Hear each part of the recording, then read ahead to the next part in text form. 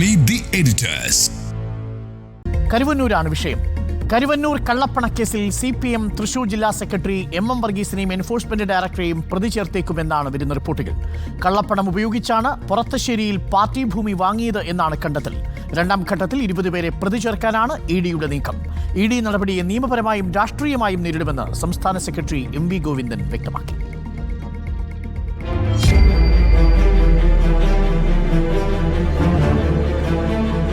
കരുവന്നൂർ കള്ളപ്പണക്കേസിൽ CPIMന്റെ സ്വത്തുക്കൾ കണ്ടുകെട്ടാനുള്ള തീരുമാനത്തിന് പിന്നാലെയാണ് തൃശൂർ ജില്ലാ സെക്രട്ടറിയെ പ്രതി ചേർക്കാനുള്ള നീക്കം തുടങ്ങിയത്. രണ്ടാം ഘട്ട കുറ്റപത്രത്തിൽ MM വർഗീസിനെയും പ്രതിയാക്കിയേക്കും. വർഗീസിനെ ED പലതവണ വിളിച്ചു വരുത്തി ചോദ്യം ചെയ്തിരുന്നു. നേരത്തെ ചോദ്യം ചെയ്ത AC Moideen, MK Kannan, PK Biju എന്നിവരുടെ കാര്യത്തിലും ED ഉടൻ തീരുമാനമെടുക്കും. രണ്ടാം ഘട്ടത്തിൽ 20ഓളം പേരെ കൂടി പ്രതി ചേർക്കാനാണ് EDയുടെ നീക്കം. ബാങ്കിൽ നിന്നും അനധികൃത വായ്പയെടുത്ത് തിരിച്ചടയ്ക്കാത്തവരും പ്രതികളാകും. കേസിൽ CPMന്റേതുൾപ്പെടെ 29 കോടി രൂപയുടെ സ്വത്തുക്കൾ കണ്ടുകെട്ടാനാണ് ED നീക്കം. CPIM തൃശൂർ ജില്ലാ കമ്മിറ്റിയുടെ 2 സ്ഥിരം നിക്ഷേപങ്ങളും കീഴ്ഘടകങ്ങളുടെ നിക്ഷേപങ്ങളും അടക്കം കണ്ടുകെട്ടാനാണ് തീരുമാനം. തൃശൂരിലെ തെരഞ്ഞെടുപ്പ് തോൽവിയുടെ വരെ കാരണമായി വിലയിരുത്തപ്പെടുന്ന കരുവന്നൂർ ബാങ്കിലെ തട്ടിപ്പ് CPMന് ഒഴിയാബാധയായി മാറിയിരിക്കുകയാണ്. തട്ടിപ്പിൽ നേരത്തെ നേതാക്കളും ജീവനക്കാരുമാണ് പിടിയിലായതെങ്കിൽ ഇപ്പോൾ കള്ളപ്പണ നിരോധന നിയമപ്രകാരം പാർട്ടി തന്നെ പ്രതിസ്ഥാനത്തേക്ക് വന്നിരിക്കുന്നു. ഇത് CPIMന് ഉണ്ടാക്കിയിരിക്കുന്ന പ്രതിരോധം ചെറുതല്ല. കരുവന്നൂർ ബാങ്കുമായിട്ട് ബന്ധപ്പെട്ട തട്ടിപ്പിൽ CPIMന് വലിയ പങ്കുണ്ട് എന്ന് വരുത്തി തീർത്ത് ഒരു പുകമറ സൃഷ്ടിക്കാൻ വേണ്ടിയിട്ടാണ് രാഷ്ട്രീയ പ്രേരിതമായ രീതിയിൽ ഇത്തരം ഒരു നിലപാട് സ്വീകരിച്ചുകൊണ്ടിരിക്കുന്നത്. സ്വത്ത് കണ്ടുകെട്ടിയ വിഷയത്തിൽ പാർട്ടി വിഷമസന്ധിയിലാണെന്ന് വ്യക്തമാക്കുന്ന പ്രതികരണങ്ങളാണ് നേതാക്കളിൽ നിന്നും ഉണ്ടാകുന്നത്. പറയേണ്ട ആളുകൾ അവരെ സംബന്ധിച്ച് പ്രതികരിക്കും. ഇത് ഇന്നത്തോടുകൂടി ഈ ദിവസവും ഈ കാലവും തീരുന്നില്ലല്ലോ. അപ്പോൾ നിങ്ങൾക്ക് ഇഷ്ടം പോലെ സമയം കിട്ടുള്ളൂ. അക്കൗണ്ട് മരവിപ്പിച്ചതിനെ പറ്റിയും നിക്ഷേപം കണ്ടുകെട്ടിയതിനെ കുറിച്ചും ഒന്നും അറിയില്ലെന്നാണ് തൃശൂർ ജില്ലാ നേതൃത്വത്തിന്റെ പ്രതികരണം. CPMനെ പ്രതി ചേർത്തി, സ്വത്ത് മരവിപ്പിച്ചു, അങ്ങനെ എങ്ങനെയെന്നൊക്കെ പറഞ്ഞിട്ട് അത് മരവിപ്പിക്കാൻ പോകുന്നു, ശുപാർശ എന്തെങ്കിലുമൊക്കെ പറഞ്ഞേ വാർത്തകൾ വരുന്നു കാണുന്നു എന്നല്ലാതെ അതിനപ്പുറത്ത് അതിനെക്കുറിച്ചൊന്നും പറയാനും കഴിയില്ല. നമുക്ക് വിവരമില്ലാത്തൊരു കാര്യം. കരുവന്നൂരിലെ തട്ടിപ്പ് മറച്ചുപിടിച്ച കേന്ദ്ര ഏജൻസി വേട്ടയാടുന്നു എന്നായിരുന്നു തെരഞ്ഞെടുപ്പ് കാലത്ത് CPIM നടത്തിയ പ്രചാരണം. വീണ്ടും രാഷ്ട്രീയ പ്രതിരോധം തീർക്കാൻ ശ്രമിച്ചാൽ അത് യേശുമോ എന്ന് കണ്ടു തന്നെ അറിയണം. News desk reporter. ചോദ്യം ഇതാണ്: കരുവന്നൂരിൽ കുടുക്കുമോ?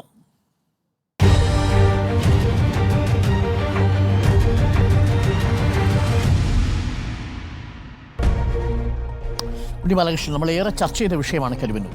ഇപ്പോൾ പാർട്ടിയെ പ്രതി ചേർത്തു എന്ന തരത്തിലാണ് വാർത്തകൾ വരുന്നത്. പക്ഷേ നിലവിൽ ഞാൻ അല്പസമയം മുമ്പ് MM വർഗീസുമായി സംസാരിച്ചു. അപ്പോൾ അദ്ദേഹം ഇതുവരെയും പാർട്ടിയെ പ്രതി ചേർത്തു എന്ന രീതിയിൽ ഒരു തെളിവും അവർക്ക് കിട്ടിയിട്ടില്ല. എന്നാൽ ഈ അക്കൗണ്ടുകൾ മരവിപ്പിച്ചു എന്നത് അവരുടെ കയ്യിൽ ഇപ്പോൾ ഡോക്യുമെൻ്റായിട്ട് കിട്ടിയിട്ടുണ്ട് എന്നാണ് മനസ്സിലാക്കുന്നത്. അപ്പോൾ കരുവന്നൂരിൽ EDയുടെ നീക്കം കൊടുക്കാനാണോ? അത് നിശ്ചയമായും കരുവന്നൂരിൽ EDയുടെ നീക്കം CPMന് കൊടുക്കാനാണ് എന്ന കാര്യത്തിൽ തർക്കമൊന്നുമില്ല. പക്ഷേ കൊടുക്കാൻ കഴിയില്ല എന്നാണ് എൻ്റെ ഒരു ഉറച്ച ബോധ്യം. ഇന്നിപ്പോൾ പ്രചരിച്ചുകൊണ്ടിരിക്കുന്ന വാർത്ത എന്ന് പറയുന്നത് CPMന്റെ 29 കോടി രൂപയുടെ സ്വത്തെന്തോ ഫ്രീസ് ചെയ്തു എന്നുള്ള മട്ടിലാണ്. അങ്ങനെയല്ലല്ലോ ആ വാർത്ത. ഏതാണ്ട് 77 ലക്ഷം രൂപയുടെ അക്കൗണ്ടാണ് ഫ്രീസ് ചെയ്തിരിക്കുന്നത്. ശരി, അപ്പോൾ 63 ലക്ഷം രൂപയുടെ അക്കൗണ്ടാണ് CPMന്റെ ഫ്രീസ് ചെയ്തിരിക്കുന്നത്. പിന്നെ ലോക്കൽ കമ്മിറ്റി ഓഫീസ് പണിയുന്നതിനായിട്ട് 5 സെൻറ്റ് സ്ഥലവും. നോക്കൂ, വളരെ പ്രധാനപ്പെട്ട ഒരു കാര്യം, കേരളത്തിൽ 4800 സഹകരണ ബാങ്കുകളുണ്ട്. ഈ 4800 സഹകരണ ബാങ്കിൽ ഒരു റഫ് എസ്റ്റിമേറ്റാണ് ഞാൻ പറയുന്നത്, 60% മുകളിൽ ബാങ്കുകളും ഭരിച്ചുകൊണ്ടിരിക്കുന്നത് CPMോ ഇടതുപക്ഷ മുന്നണിയോ ആണ്. അത് ഇന്നലെയോ അല്ല അവർക്ക് ആ രാഷ്ട്രീയ ആധിപത്യം കിട്ടിയിട്ടുള്ളത്. കഴിഞ്ഞ 4-5 പതിറ്റാണ്ടുകളായിട്ട് കേരളത്തിലെ സഹകരണ ബാങ്കുകളുടെ ഭരണസമിതി എന്ന് പറയുന്നത് ഏകപക്ഷീയമായി തന്നെ CPMന്റെ ആധിപത്യത്തിലാണ് നമുക്കറിയാം.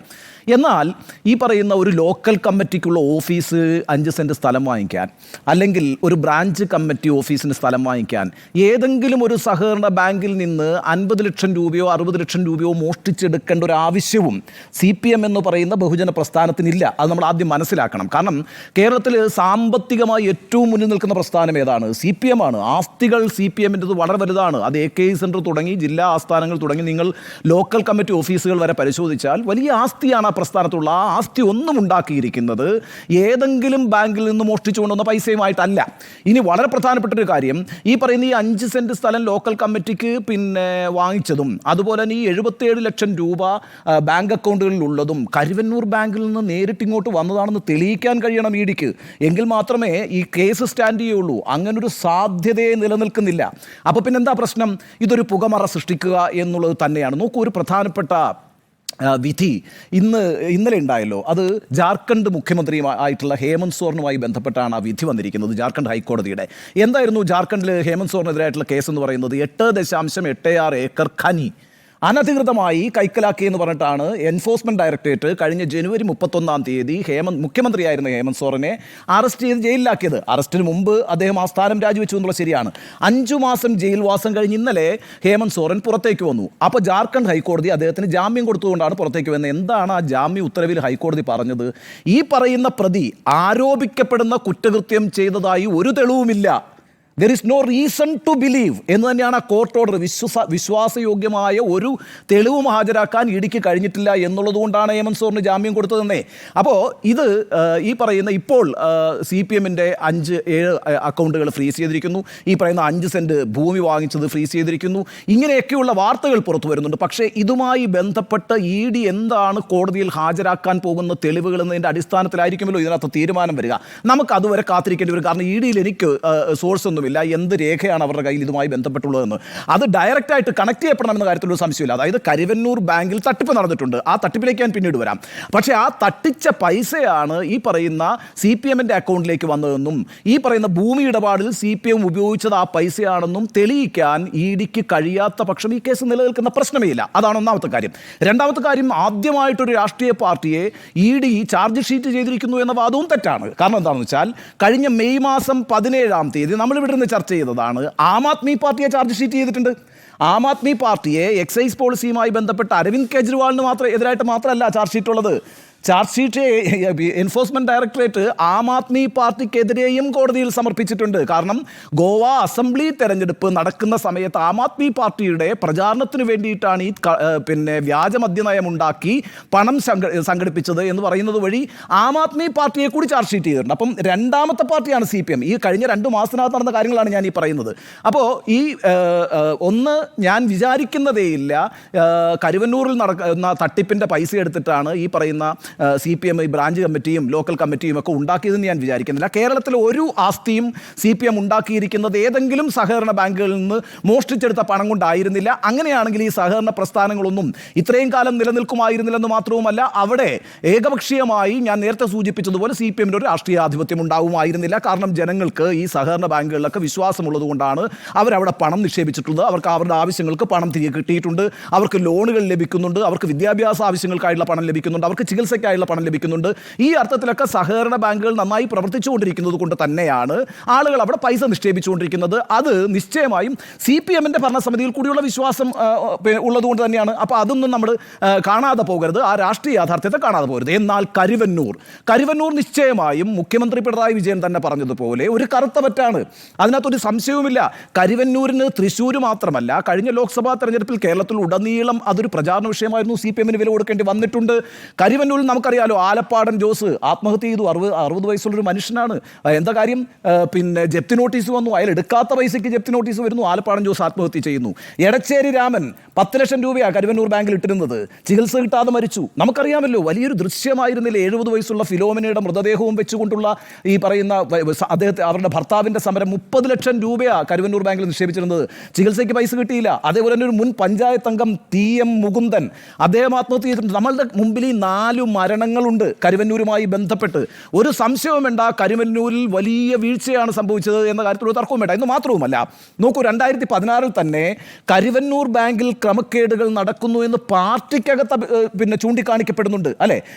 അന്ന് എനിക്ക് തോന്നുന്നു ബേബി ജോൺ ആണെന്ന് പാർട്ടി സെക്രട്ടറി ആയിട്ടിരിക്കുന്നത്. അവിടെ ആ വിഷയം ചൂണ്ടിക്കാണിക്കപ്പെടുന്നു. അതേക്കുറിച്ച് അന്വേഷണം പാർട്ടി നടത്തുന്നുണ്ടല്ലോ. PK ഷാജൻ, PK ബിജു എന്നീ 2 പേരെ വെച്ചുകൊണ്ട് അന്വേഷണം നടത്തിയതിൻ്റെ ഭാഗമായിട്ട് ജില്ലാ കമ്മിറ്റി അംഗമായിരുന്ന CK ചന്ദ്രൻ എന്ന് പറഞ്ഞയാളെ പാർട്ടിയിൽ നിന്ന് 1 വർഷത്തേക്ക് സസ്പെൻഡ് ചെയ്തു. അപ്പോൾ അവിടെ ക്രമക്കേടുകൾ നടക്കുന്നുണ്ട് എന്ന കാര്യത്തിൽ CPM-ന് അറിവില്ലായ്മയൊന്നും ഉണ്ടായിരുന്നില്ല. CPM-ന് വ്യക്തമായ അറിവുകൾ ഉണ്ടായിരുന്നു. എന്നിട്ടും അതിനെ നിയന്ത്രിക്കുന്നതിനകത്ത് പാർട്ടി വീഴ്ച വരുത്തിയിട്ടുണ്ടോ എന്നുള്ളതാണ് പ്രധാനപ്പെട്ട ചോദ്യം. അങ്ങനെയെങ്കിൽ പാർട്ടിയുടെ താല്പര്യം എന്തായിരുന്നു? അതിന് CPM മറുപടി പറയേണ്ടി വരും. നോക്കൂ, ഇതൊരു ചെറിയ കാര്യമൊന്നുമല്ല. ഇപ്പോൾ തൃശ്ശൂർ തെരഞ്ഞെടുപ്പിൽ, ലോക്സഭാ തെരഞ്ഞെടുപ്പിൽ ഈ കരുവന്നൂർ ഇരിക്കുന്നത് ഇരിങ്ങാലക്കുട മണ്ഡലമാണ്. ഇരിങ്ങാലക്കുട മണ്ഡലത്തിൽ 1ാം സ്ഥാനത്ത് വന്ന ആരാന്നറിയാവോ? സുരേഷ് ഗോപിയാണ്. 2ാം സ്ഥാനത്ത് ആരാന്നറിയാവോ? K മുരളീധരനാണ്. 3ാം സ്ഥാനത്താണ് സുനിൽകുമാർ. ഞാൻ പറയുന്ന ആ പ്രദേശം ദേശത്തെ ഇഫക്റ്റാണ് പറയുന്നത്. മൊത്തം തൃശ്ശൂർ അത് ഇഫക്റ്റ് ചെയ്തിട്ടുണ്ട്, കേരളത്തിൽ അതൊരു വിഷയമായി വന്നിട്ടുണ്ട്. അതുകൊണ്ട് കരുവന്നൂരിൽ വരുത്തിയ വീഴ്ച എന്ന് പറയുന്നത് CPM സംബന്ധിച്ചിടത്തോളം അങ്ങേയറ്റം അപമാനകരമാണ്. അവിടെ നിന്ന് കൈകഴുകി മാറി നിൽക്കാൻ കഴിയില്ല. കാരണം പാർട്ടിക്ക് ഇതേ സംബന്ധിച്ച് കൃത്യമായ അറിവുണ്ടായിരുന്നു. അത് 2016 മുതലുണ്ടായിരുന്നു. ഇനി 2018-19 വർഷം സഹകരണ രജിസ്ട്രാർ നടത്തിയ ഓഡിറ്റിൽ ഇത് കണ്ടുപിടിക്കുന്നുണ്ട്. ഏതാണ്ട് 150 കോടി രൂപയോളം ക്രമക്കേട ബാങ്കിൽ നടന്നിട്ടുണ്ട് എന്നുള്ള സഹകരണ വകുപ്പ് രജിസ്ട്രാറിൻ്റെ റിപ്പോർട്ടാണ്. 300 കോടി എന്ന് ED പറയുന്നു, അല്ലെങ്കിൽ 250 കോടി എന്ന് മാധ്യമങ്ങൾ പറയുന്നു. എത്രയാണെന്ന് നമുക്കറിയില്ല. പക്ഷേ സഹകരണ വകുപ്പ് രജിസ്ട്രാറിൻ്റെ കണ്ടെത്തലിൽ ഏതാണ്ട് 150 കോടിക്ക് അടുപ്പിച്ച് വലിയ ക്രമക്കേടുകൾ അവിടെ നടന്നു എന്ന് പറയുന്നു. അതിൻ്റെ അടിസ്ഥാനത്തിൽ ഇരിങ്ങാലക്കുട പോലീസ് ഈ കാര്യം അന്വേഷിക്കുന്നു. 16 FIR ആണ് ക്രൈംബ്രാഞ്ച് ഇട്ടത്. 16 FIR. ആ ക്രൈംബ്രാഞ്ച് ഇട്ട FIRൻ്റെ അടിസ്ഥാനത്തിലാണല്ലോ ഈ പറയുന്ന എൻഫോഴ്സ്മെൻറ്റ് ഡയറക്ടറേറ്റ് അവിടെ എൻട്രി ചെയ്യുന്നത്, അല്ലേ? പ്രൊസീഡ്സ് ഓഫ് ക്രൈം വെച്ചുകൊണ്ട് ഈ കള്ളപ്പണം വെളുപ്പിച്ചു എന്ന പ്രശ്നത്തിലേക്ക് എൻട്രി ചെയ്യുന്നത്. ഇവിടെ ഈ പറയുന്ന എൻഫോഴ്സ്മെൻറ്റ് ഡയറക്ടറേറ്റിൻ്റെ ലക്ഷ്യം എന്ത് തന്നെയായാലും ഇപ്പോൾ ഇവർ ഈ കാണിച്ചിരിക്കുന്ന കാര്യം ഒരു പുകമറയാണ് എന്ന് ഞാൻ വിചാരിക്കുന്നു. അത് കോടതിയിൽ ഇവർക്ക് തെളിയിക്കാൻ കഴിയുമെന്ന് ഞാൻ വിചാരിക്കുന്നില്ല. അത് ഞാൻ നേരത്തെ പറഞ്ഞ കാര്യമാണ്. ഒരു കാരണവശാലും കരുവന്നൂരിൽ തട്ടിച്ച ഒരു പണം അവിടെ നിന്ന് നേരെ CPMൻ്റെ അക്കൗണ്ടിലേക്ക് വന്നു, MM വർഗീസിൻ്റെ അക്കൗണ്ടിലേക്ക് വന്നു എന്ന് പറയുന്നൊരു കാര്യം സ്ഥിരീകരിക്കാൻ കഴിയാത്തതാണ്. അത് തെളിയിക്കാനും കഴിയില്ല. പക്ഷേ കാരണം ഇനി എന്നിട്ട് തെളിയിക്കാൻ കഴിയാത്തൊരു കാര്യവുമായിട്ട് ED എന്തുകൊണ്ട് മുന്നോട്ട് പോകുന്നു എന്ന് ചോദിച്ചാൽ അതിൻ്റെ ഉദാഹരണമാണ് ഞാൻ ഈ നേരത്തെ പറഞ്ഞ ഹേമന്ത് സോറിൻ്റെ കേസ്. 5 മാസമാണ് ഒരാളെ പിടിച്ച് ജയിലിട്ടത്. എന്നിട്ട് കോടതി പറയുകയാണ് ഇയാൾ ഈ കുറ്റം ചെയ്തും തെളിയിക്കാവുന്ന ഒരു കാര്യവും നിങ്ങളുടെ കയ്യിലില്ല, അതുകൊണ്ട് ജാമ്യം കൊടുക്കുകയാണെന്നാണ് പറഞ്ഞത്. അപ്പോൾ ഇതൊക്കെ വരും ദിവസങ്ങളിൽ സംഭവിക്കും. ആം ആദ്മി പാർട്ടിക്കെതിരെ ചാർജ് ഷീറ്റ് ചെയ്തതുപോലെ തന്നെ CPMനെതിരെയും ചാർജ് ഷീറ്റ് ചെയ്തിട്ടുണ്ട്. നാളെ ഒരുപക്ഷെ അത് ഇലക്ഷൻ കമ്മീഷനെ അറിയിക്കുമായിരിക്കും അവർ. കാരണം അറിയിക്കണം, അങ്ങനെയാണ് അതിൻ്റെ ഒരു നടപടിക്രമം എന്ന് മനസ്സിലാക്കുന്നത്. പക്ഷേ ഇതൊന്നും തെളിയിക്കാൻ കഴിയില്ല. എങ്കിലും ഞാൻ ആവർത്തിച്ചു പറയുന്നു, കരുവന്നൂർ എന്ന് പറയുന്നത് മുഖ്യമന്ത്രിയുടെ വാക്കെടുത്താൽ തന്നെ കറുത്ത വറ്റാണ്. അത് CPMനെ സംബന്ധിച്ചിടത്തോളം അങ്ങേറ്റം അപമാനകരമായൊരു സംഭവമാണ്. CPMൻ്റെ വിശ്വാസ്യതയെ ചോദ്യം ചെയ്യുന്ന സംഭവമാണ്.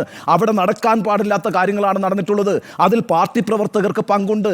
പാർട്ടി നേതൃത്വത്തിന് അതിനെ സംബന്ധിച്ച് അറിവുണ്ടായിരുന്നിരിക്കണമെന്ന് ഞാൻ വിചാരിക്കുന്നു. കാരണം ഓരോ ജില്ലയിലെയും സഹകരണ ബാങ്കുകളിൽ എങ്ങനെ പ്രവർത്തിക്കണം എന്നതിനെ സംബന്ധിച്ച് ജില്ലാ ഘടകത്തിനൊരു യൂണിറ്റ് ഉണ്ട്. CPMൻ്റെ ഒരു മെക്കാനിസമാണത്.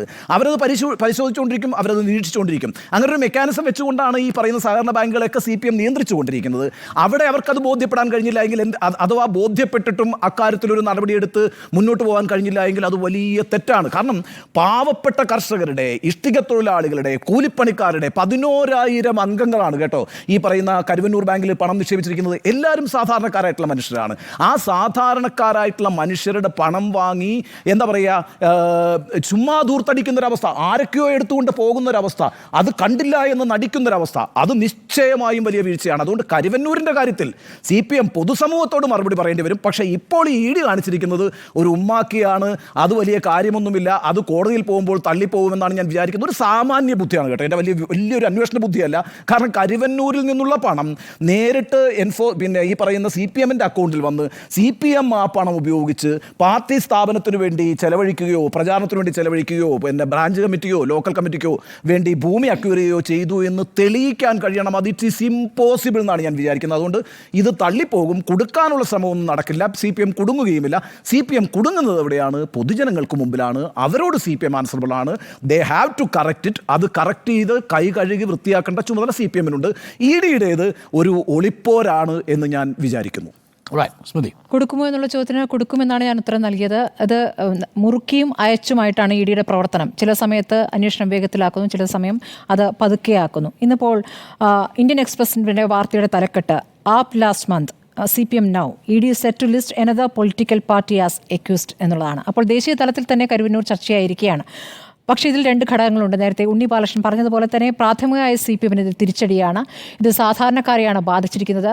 ഇവിടെ ആത്മഹത്യകൾ നടന്നിട്ടുണ്ട്. നമ്മൾ ഒരിടയ്ക്ക് ഈ കരുവന്നൂർ വിഷയം ചർച്ച ചെയ്യുന്ന ഘട്ടത്തിൽ മുഴുവൻ സാധാരണക്കാരാണ് പ്രതികരിക്കുന്നത്. അവരുടെ പണം തട്ടിപ്പിച്ച കഥ, അവിടെ ബിനാമി പേരിൽ അക്കൗണ്ടിൽ നിന്ന് പണം എടുത്തുകൊണ്ട് പോകുന്ന കഥ, ഒരു തരത്തിലും പണം നിക്ഷേപിച്ചിട്ടില്ലാത്തവർക്ക് നോട്ടീസ് വന്ന കഥ, ഇതൊക്കെ സംഭവിച്ച കാര്യമാണ്. ഇത് ഇപ്പോൾ BJP പാളയത്തിലേക്ക് പോയിരിക്കുന്ന ഭരണസമിതിയിലെ തന്നെ സുരേഷ് ആദ്യഘട്ടത്തിൽ പാർട്ടിയാണ് അറിയിക്കുന്നത്. പാർട്ടി ആ ഘട്ടത്തിൽ എന്ത് ചെയ്തു? അത് അന്വേഷിക്കാതെ വെച്ചു. പിന്നീട് അന്വേഷണത്തിലേക്ക് വരുമ്പോൾ തന്നെ, ഇതിപ്പോൾ ക്രൈംബ്രാഞ്ചിലെ അന്വേഷണത്തിലേക്ക് പോകും തന്നെ സാധാരണക്കാരായ ഡയറക്ട് ബോർഡ് അംഗങ്ങളെ മാത്രമാണ് പ്രതി ചേർക്കുന്നത്. അപ്പോൾ ഇത് പാർട്ടിക്ക് കീഴിലുള്ള ഭരണസമിതിയാണ്, പാർട്ടി അറിഞ്ഞുകൊണ്ടാണ്. ഇതിലൊരു അന്വേഷണ സമിതിയെ വെക്കുമ്പോൾ ആരാണോ ആരോപണ വിധേയന, ആ ആരോപണ വിധേയനെ കൊണ്ട് തന്നെ അന്വേഷണം നടത്തുകയാണ്, ചുമതലപ്പെടുത്തുകയാണ്. PK ബിജുവിൻ്റെ കാര്യമാണ് ഞാൻ പറയുന്നത്.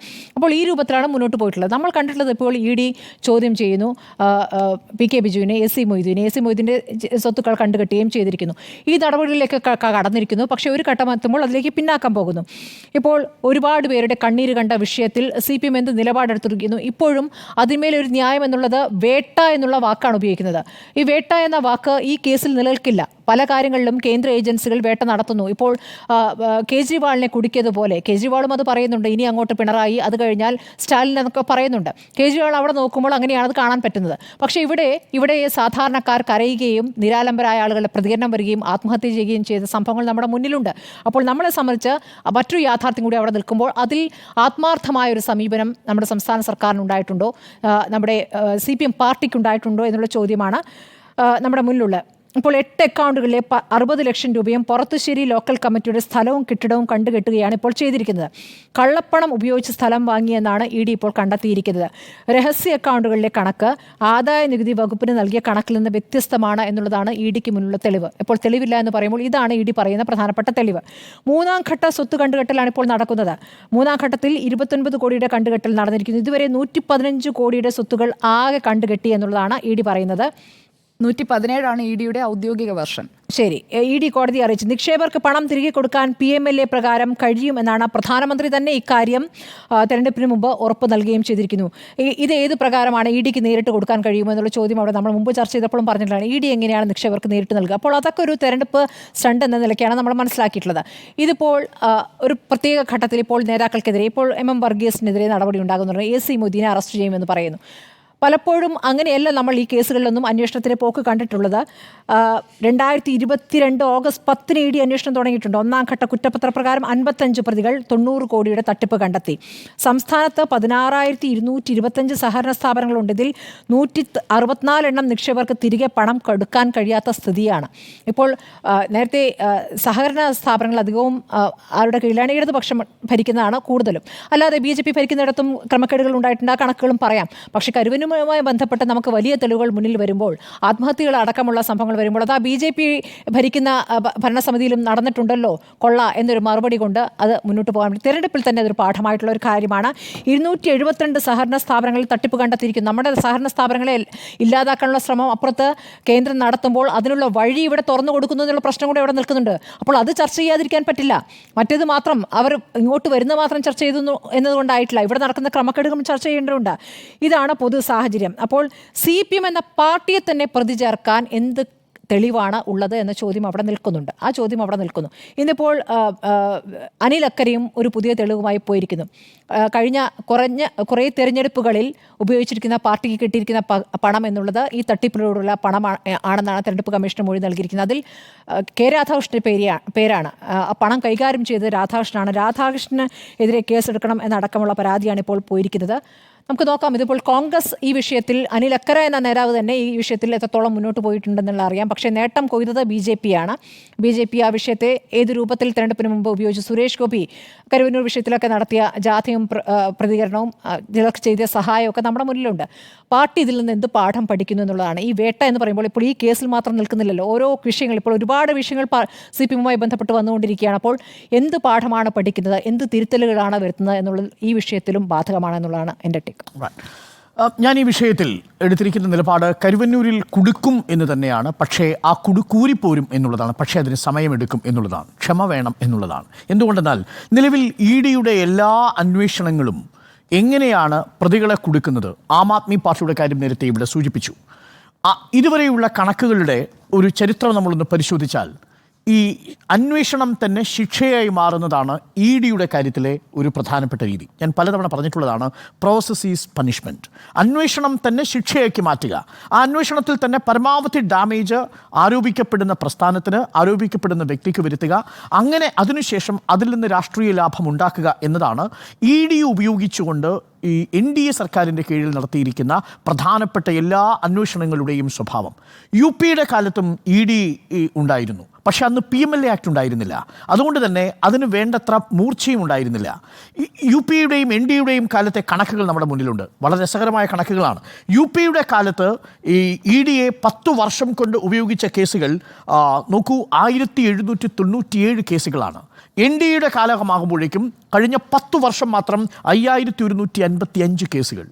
ഏകദേശം 29 പേരാണ് യു പിയുടെ കാലത്ത് ഇ ഡിയുടെ പേരിൽ വിവിധ കസ്റ്റഡിയിൽ ശിക്ഷിക്കപ്പെട്ടതെങ്കിൽ നിലവിൽ നോക്കൂ എൻ ഡി എയുടെ കഥയാകുമ്പോഴേക്കും 755 ഈ വ്യക്തികൾക്ക് നേരെ ഇ ഡി കേസുകൾ ഉയരുന്നതായിട്ട് കാണാം. എന്നു പറഞ്ഞാൽ ഏകദേശം 2500% വർധനവാണ് യു പി എ കാലഘട്ടത്തെ അപേക്ഷിച്ച് എൻ ഡി എ കാലഘട്ടത്തിൽ ഇ ഡിയുടെ കേസുകളിൽ മാത്രം സംഭവിച്ചിരിക്കുന്നത്. അപ്പോൾ സ്വാഭാവികമായൊരു ചോദ്യമുണ്ടാവും, അങ്ങനെയെങ്കിൽ ഈ ഇ ഡിയുടെ കേസിൽപ്പെടുന്ന നേതാക്കളുടെ രാഷ്ട്രീയ സ്വഭാവം എന്തായിരിക്കും? 96% ഓപ്പോസിഷനാണ് എന്നുള്ളതാണ്. പ്രതിപക്ഷത്തിരിക്കുന്നവരാണ്. പ്രതിപക്ഷത്തെ പാർട്ടികളോ പ്രതിപക്ഷത്തെ പാർട്ടി നേതാക്കളോ പ്രതിപക്ഷ പാർട്ടിക്ക് ഫണ്ട് നൽകുന്നവരോ പ്രതിപക്ഷ പാർട്ടിയുമായി ബന്ധപ്പെട്ട് വ്യവസായം നടത്തുന്നവരോ ആയിട്ടുള്ളവരായിരിക്കും ഇ ഡിയുടെ കസ്റ്റഡിയിൽപ്പെടുക. ഭരിക്കുന്ന കക്ഷിയിൽ നിന്ന് 0.09% താഴെ മാത്രമാണ് ഇ ഡി ഒരു തവണയെങ്കിലും നോട്ടീസ് നൽകി വിളിപ്പിച്ചിട്ടുള്ളതെന്നാണ് ഒരു കണക്ക്. 2, ഇ ഡി നോട്ടീസ് നൽകാൻ വിളിപ്പിച്ചവർ പിന്നീട് ബി ജെ പിയുടെയോ എൻ ഡി എയുടെയോ സഖ്യകക്ഷികളായി മാറിയാൽ ആ പ്രോസസ്സ് വളരെ പെട്ടെന്ന് സ്വിച്ചിട്ടതുപോലെ നിലയ്ക്കുന്നൊരു പ്രതിഭാസവും നമുക്ക് കാണാൻ സാധിക്കും. ഇതാണ് പൊതുവെയുള്ള കണക്കുകൾ നമ്മളോട് പറയുന്നത്. ഇനി ഒരു കണക്ക് കൂടി ഞാൻ പ്രേക്ഷകരോട് പറയാം. നമ്മൾ സ്വത്ത് കണ്ടെത്തിയതിനെക്കുറിച്ച് കൂടിയാണല്ലോ ചർച്ച ചെയ്യുന്നത്. ഇ ഡി 2023 വരെ കണ്ടുകെട്ടിയ സ്വത്തുക്കൾ എത്രയാണെന്നറിയാമോ? അതിൻ്റെ ആസ്തി മൂല്യം എന്ന് പറയുന്നത് 1,04,702 കോടി രൂപയാണ്. അത് മരവിച്ചിരിക്കുന്നത്. എന്നാൽ ആ കേസിൽ അറ്റാച്ച് ചെയ്തിരിക്കുന്ന പ്രോപ്പർട്ടി, അറ്റാച്ച് ചെയ്തതിൽ ശിക്ഷാവിധി വന്നതിന് ശേഷം പാർട്ടി കണ്ടുകെട്ടിയിരിക്കുന്ന പ്രോപ്പർട്ടി എത്രയാണെന്നറിയാമോ? 869 കോടി. 1,04,702 കോടി രൂപ മരവിപ്പിച്ച് നിർത്തിയിരിക്കുകയാണ് കഴിഞ്ഞ 10 വർഷമായിട്ട്. വിവിധ പാർട്ടികളുടെ വിവിധ സ്ഥാപനങ്ങളുടെ ഈ വിവിധ പാർട്ടികൾക്ക് ഫണ്ട് നൽകുന്ന ഏജൻസികളുടെ. പക്ഷേ 869 കോടി രൂപ മാത്രമാണ് അതിൽ ശിക്ഷിക്കപ്പെട്ട് കണ്ടുകിട്ടുന്നതും സർക്കാരിൻ്റെ ഖജനാവിലേക്ക് കണ്ടുകിട്ടുന്നതും. എന്ന് പറഞ്ഞാൽ അതിൻ്റെ അർത്ഥം എന്താണ്? ഇപ്പോൾ ഈ പറഞ്ഞിരിക്കുന്ന 29 കോടി എന്ന് പറയുന്നത് തന്നെ പച്ചക്കള്ളമാണ്. 29 കോടി പാർട്ടിയുടേതല്ല. പകരം 63 ലക്ഷം രൂപയാണ് പാർട്ടിയുടേതായിട്ട് 8 അക്കൗണ്ടുകളിൽ നിന്ന് വന്നിരിക്കുന്നത്. ആ അക്കൗണ്ടുകൾക്ക് ഒരു കൗതുക സ്വഭാവമുണ്ട്. നേരത്തെ ചർച്ചയിൽ അത് ജയചന്ദ്രൻ പറയുകയും ചെയ്തു. ഞാൻ ആ കണക്ക് നോക്കിയപ്പോൾ നിലവിലുള്ള 2 ജില്ലാ കമ്മിറ്റിയിലെ 2 അക്കൗണ്ടുകളുണ്ട്. ആ അക്കൗണ്ടുകൾ 1900-കളിൽ തന്നെ തുടങ്ങിയ അക്കൗണ്ടുകളാണ്. ആ അക്കൗണ്ടുകൾ പലതും അതിൽ പലതരം പണം വരും. ഒരു ജില്ലാ കോൺഫറൻസിൽ വരുന്ന പണം എന്ന് പറയുന്നത് ലക്ഷക്കണക്കിന് രൂപയുടെ പിരിവാണല്ലോ ആ പാർട്ടിക്ക് ഉണ്ടാവുക. ആ പണമടക്കം ആ 2 അക്കൗണ്ടുകൾ സഹിതമാണ് ഇതിനകത്ത് ഫ്രീസ് ചെയ്തിരിക്കുന്നത്. അതിലൊരു അക്കൗണ്ട് 2017 തുടങ്ങിയൊരു അക്കൗണ്ട് CPM-ൻ്റെ ഈ പുറത്തശ്ശേരി ബ്രാഞ്ചിലെ ഒരു ബിൽഡിങ്ങിന് വേണ്ടി ഉണ്ടാക്കിയിരിക്കുന്ന ഒരു അക്കൗണ്ട് ഉണ്ട്. ആ ബിൽഡിങ്ങിന് വേണ്ടി 14 ലക്ഷം രൂപ സമാഹരിച്ചു. ബിൽഡിംഗ് പണി കഴിഞ്ഞു. ഇപ്പം അതിൽ അവശേഷിക്കുന്ന എത്രയാണെന്ന് അറിയാമോ? 1240 രൂപയാണ്. ഇ ഡി കണ്ടുകെട്ടി എന്ന് പറയുന്ന ഒരു പ്രധാനപ്പെട്ട അക്കൗണ്ടിൽ ഇപ്പോൾ അവശേഷിക്കുന്നത് 1240 രൂപയാണ്. രണ്ടാമത്തെ ഒരു അക്കൗണ്ട് ഈ ഏരിയ കോൺഫറൻസ് സുവനീർ കമ്മിറ്റിയുടെ 15/10/2007 തുടങ്ങിയ അക്കൗണ്ടാണ്. ഇപ്പോൾ എത്ര അവശേഷിക്കുന്ന അറിയാമോ? സുവനീറും കമ്മിറ്റിയും പരിപാടിയൊക്കെ കഴിഞ്ഞതിന് ശേഷം 0 രൂപയാണ് അക്കൗണ്ടിൽ അവശേഷിക്കുന്നത്. പുറത്താട് ബ്രാഞ്ചിൽ 2012 തുടങ്ങിയതാണ്. ഇപ്പോൾ അവശേഷിക്കുന്നത് 118 രൂപയാണ്. 15/10/2007 തുടങ്ങിയ മറ്റൊരു അക്കൗണ്ട് ഇരിങ്ങാലക്കുടയിലടക്കം 32 ലക്ഷം രൂപയുടെ ഒരു അക്കൗണ്ട് ഇപ്പോൾ അവശേഷിക്കുന്നത് 760 രൂപയാണ്. ഇതെല്ലാം പാർട്ടി വിവിധ കാലങ്ങളിലായിട്ട് പിരിച്ചുണ്ടാക്കുന്ന ഓരോ വിഭാഗങ്ങളിൽ റെസിപ്റ്റ് കൊടുത്തുണ്ടാക്കുന്ന പാർട്ടി കൃത്യമായി ഓഡിറ്റിങ്ങിന് വിധേയമാക്കിക്കൊണ്ട് പ്രവർത്തിക്കുന്ന ഒരു സംവിധാനമാണ്. ഇലക്ടറൽ ബോണ്ട് ഈ രാജ്യത്ത് വാങ്ങാത്ത ഒരേ ഒരു പാർട്ടി CPM ആണ് എന്നതുകൂടി പറഞ്ഞുകൊണ്ട് വേണം യഥാർത്ഥത്തിൽ ഈ കണക്കുകളെ നമ്മൾ മനസ്സിലാക്കാൻ. പക്ഷേ ഞാൻ ഒരു കാരണവശാലും കരുവന്നൂരിൽ നടന്ന തട്ടിപ്പിനെ ന്യായീകരിക്കുന്നില്ല. രണ്ടും രണ്ടായി തന്നെ കാണണം. ഞാനിപ്പോൾ പറയുന്നത് ഇ ഡി കണ്ടുകിട്ടി എന്ന് പറഞ്ഞ് നമ്മളുടെ മുന്നിൽ അവതരിപ്പിക്കപ്പെട്ട വാർത്തയിലെ സത്യസന്ധമായിട്ടുള്ള നിലപാട് എന്താണ്? ഇ ഡി കണ്ടുകിട്ടിയതായി ഇപ്പോൾ ഏറ്റവും ഒടുവിൽ അല്ലെങ്കിൽ കോൺഫിസ്കേറ്റ് ചെയ്യുന്നു, ഫ്രീസ് ചെയ്യുന്നു എന്ന് പറഞ്ഞിരിക്കുന്ന അക്കൗണ്ടുകളുടെ സ്വഭാവമാണ് ഞാൻ ഈ പറഞ്ഞത്. ഈ അക്കൗണ്ടുകളിൽ കള്ളപ്പണം എങ്ങനെ വെളുപ്പിക്കും എന്നുള്ളത് പ്രേക്ഷകർ ഒന്ന് ആലോചിച്ച് നോക്കൂ. ഒരു പാർട്ടിയുടെ അക്കൗണ്ടിലേക്ക്, ഒരു ജില്ലാ കമ്മിറ്റിയുടെ അക്കൗണ്ടിലേക്ക് പണം കൊണ്ടുവന്ന് കള്ളപ്പണം വെളുപ്പിക്കാനാണെങ്കിൽ ഞാനൊരു എക്സാമ്പിൾ പ്രേക്ഷകരോട് പറയാം. 2018 ശേഷം ഡിമോണിറ്റൈസേഷന് ശേഷം 5 ദിവസം ഗുജറാത്തിലെ ജില്ലാ സഹകരണ ബാങ്കുകളിലേക്ക് 11 ബാങ്കുകളിലേക്ക് വന്ന തുകയുടെ കണക്ക് 3118 കോടി രൂപയാണെന്ന് വിവരാവകാശ രേഖ പറയുന്നുണ്ട്. ആ BJP ഭരിക്കുന്ന 11 ഗുജറാത്തിലെ ബാങ്കുകളിലേക്ക് ഡിമോണിറ്റൈസേഷന് സമയത്ത് വന്ന 3118 കോടി രൂപയെക്കുറിച്ച് ഒരന്വേഷണം നടക്കാഞ്ഞത് എന്താണ്? ഇവിടെയാണ് ഗുജറാത്ത് മോഡൽ എന്നൊരു പ്രതിഭാസം പ്രേക്ഷകർ മനസ്സിലാക്കണം. ഗുജറാത്തിൽ BJP അധികാരത്തിലെത്തുന്നതിന് മുമ്പ് കോൺഗ്രസിന്റെ നേതൃത്വത്തിൽ 60 മുതൽ 70% വരെ സഹകരണ സംഘങ്ങൾ പ്രാഥമിക മേഖലയിൽ സാധാരണക്കാരന് ആശ്വാസമായി ഗ്രാമസ്വരാജിന്റെ ആശയത്തിൽ പ്രവർത്തിച്ചിരുന്നു. ഓർമ്മിക്കേണ്ടത് അതാണ്. ആ 60 മുതൽ 70% ട്രാൻസാക്ഷൻ കോൺഗ്രസിന്റെ നേതൃത്വത്തിലാണ് ഗുജറാത്തിൽ നടത്തിയിരുന്നത്. BJP വന്നതിന് ശേഷം അവസ്ഥ എന്താണെന്ന് അറിയാമോ? 25% ചുരുങ്ങി. അവിടെയുള്ള സഹകരണ സ്ഥാപനങ്ങളെ പൂർണ്ണമായിട്ടും കെട്ടുകെട്ടിച്ചു. അവിടെയുള്ള മൈക്രോ ക്രെഡിറ്റ് സ്ഥാപനങ്ങൾ വളർന്നു. സ്വകാര്യ കമ്പനികളും സ്വകാര്യ ഫിനാൻസ് കമ്പനികളും വളരുന്ന കാഴ്ചയുണ്ടായി ഗുജറാത്തിൽ. ആ ഗുജറാത്തിലെ തളർച്ചയാണ് നമ്മുടെ മുന്നിലുള്ള ഒരു പ്രധാനപ്പെട്ട പാഠം. ഇവിടെയാണ് മൾട്ടി സ്റ്റേറ്റ് കോപ്പറേറ്റീവ് സൊസൈറ്റികൾ എന്ന പേരിലുള്ള ക്രെഡിറ്റ് സംഘങ്ങൾ ശക്തമായി വരാനുള്ള ഒരു പരിസരം സൃഷ്ടിക്കുന്നുവെന്ന ആർഗ്യുമെൻറ്റും ശക്തമാകുന്നത്. അപ്പോൾ ഗുജറാത്തിലെ ജില്ലാ ബാങ്കിലേക്ക് ഡീമോണിറ്റൈസേഷന് ശേഷം 5 ദിവസത്തിന് ശേഷം 3118 കോടി രൂപ വന്നാൽ അത് കള്ളപ്പണമല്ല, അത് ഏതെങ്കിലും തരത്തിൽ ED അന്വേഷിക്കേണ്ട കേസല്ല. എന്നാൽ 63 ലക്ഷം രൂപ 8 അക്കൗണ്ടുകളിൽ 118 രൂപയും 47 രൂപയും 0 രൂപയുമുള്ള വിവിധ അക്കൗണ്ടുകളിൽ കെട്ടിട നിർമ്മാണത്തിനും പാർട്ടിയുടെ കോൺഫറൻസിനും സുവനീറിനും വേണ്ടി പാർട്ടി സാധാരണക്കാരായ ആളുകളിൽ നിന്ന് പിരിച്ചെടുത്തിരിക്കുന്ന പണം, റെസിപ്റ്റ് കൊടുത്തിരിക്കുന്ന പണം, ഓഡിറ്റ് ചെയ്തിരിക്കുന്ന പണം വന്നാൽ അത് കള്ളപ്പണമാണ് എന്ന് പറയുന്നതിൽ കൃത്യമായ രാഷ്ട്രീയ ലക്ഷ്യമുണ്ട് എന്നതാണ് എൻ്റെ ഒരു ആർഗ്യുമെൻറ്റ്. ഇനി രണ്ടാമത്തെ ആർഗ്യുമെൻറ്റിലേക്ക് വന്നാൽ, കരുവന്നൂരിൽ തട്ടിപ്പ് നടന്നിട്ടില്ലേ? ഈ വാദങ്ങളൊന്നും കരുവന്നൂരിലെ തട്ടിപ്പിനെ നിർവീര്യമാക്കുന്ന ആർഗ്യുമെൻ്റേ അല്ല. കരുവന്നൂരിൽ തട്ടിപ്പ് നടന്നിട്ടുണ്ട്. ആ തട്ടിപ്പ് പാർട്ടിയുടെ ജില്ലാ കമ്മിറ്റിയിൽ ചർച്ച ചെയ്യപ്പെട്ടിട്ടുണ്ട്. അതിൽ അന്വേഷണ കമ്മീഷൻ വന്നിട്ടുണ്ട്. PK ബിജുവും PK ഷാജിനും അടക്കമുള്ളവർ അത് ചർച്ച ചെയ്തിട്ടുണ്ട്. അത് സഹകരണ വകുപ്പിൻ്റെ തന്നെ ഉന്നതാധികാര സമിതി ആ തട്ടിപ്പ് കണ്ടെത്തിയിട്ടുണ്ട്. ഉന്നതാധികാര സമിതി കണ്ടെത്തുന്നതോടുകൂടിയാണ് ആ തട്ടിപ്പ് പുറം ലോകം അറിയുന്നത്, സുരേഷിൻ്റെ പരാതിയിൽ. പക്ഷേ അതിൽ വേണ്ടത്ര അവധാനത പാർട്ടി ആദ്യഘട്ടത്തിൽ കാണിച്ചില്ല എന്ന നിലപാട് എനിക്കുണ്ട്. അതുകൊണ്ട് തന്നെയാണ് ആദ്യഘട്ടത്തിൽ ഇടപെട്ടിരുന്നുവെങ്കിൽ ഇതൊരു റിയൽ എസ്റ്റേറ്റ് ബിസിനസ് ആയിട്ടാണ് ഞാൻ മനസ്സിലാക്കുന്നത്. നമ്മൾ പലതവണ ചർച്ച ചെയ്തതുപോലെ ഈ പറയുന്ന കൊടും ക്രിമിനലുകളായ തട്ടിപ്പുകാർ, പാർട്ടിയുടെ പ്രാദേശികമായിട്ടുള്ള ഘടകങ്ങളിൽ അംഗമായിരുന്നവർ അടക്കം ഈ സ്ഥാപനത്തിൽ ഏകദേശം 103 വർഷത്തിൻ്റെ ചരിത്രമുള്ള കരുവന്നൂർ സഹകരണ ബാങ്കിൻ്റെ പ്രധാനപ്പെട്ട അധികാര കേന്ദ്രങ്ങളിലേക്ക് എത്തുകയും അവർ ഏകദേശം 300 കോടി രൂപയെന്ന് പറയുന്നു, 180 കോടിയെന്നും 228 കോടി രൂപയെന്നും വ്യത്യസ്ത കണക്കുകൾ പറയുന്നു. ഈ കോടിക്കണക്കിന് രൂപകൾ ഒരു വ്യക്തിയുടെ അക്കൗണ്ടിലേക്ക് പലതരത്തിൽ ചട്ടലംഘനം നടത്തി സ്വരൂപിക്കുകയും അത് റിയൽ എസ്റ്റേറ്റ് ബിസിനസ്സിൽ നിക്ഷേപിക്കുകയും ചെയ്യുന്നു.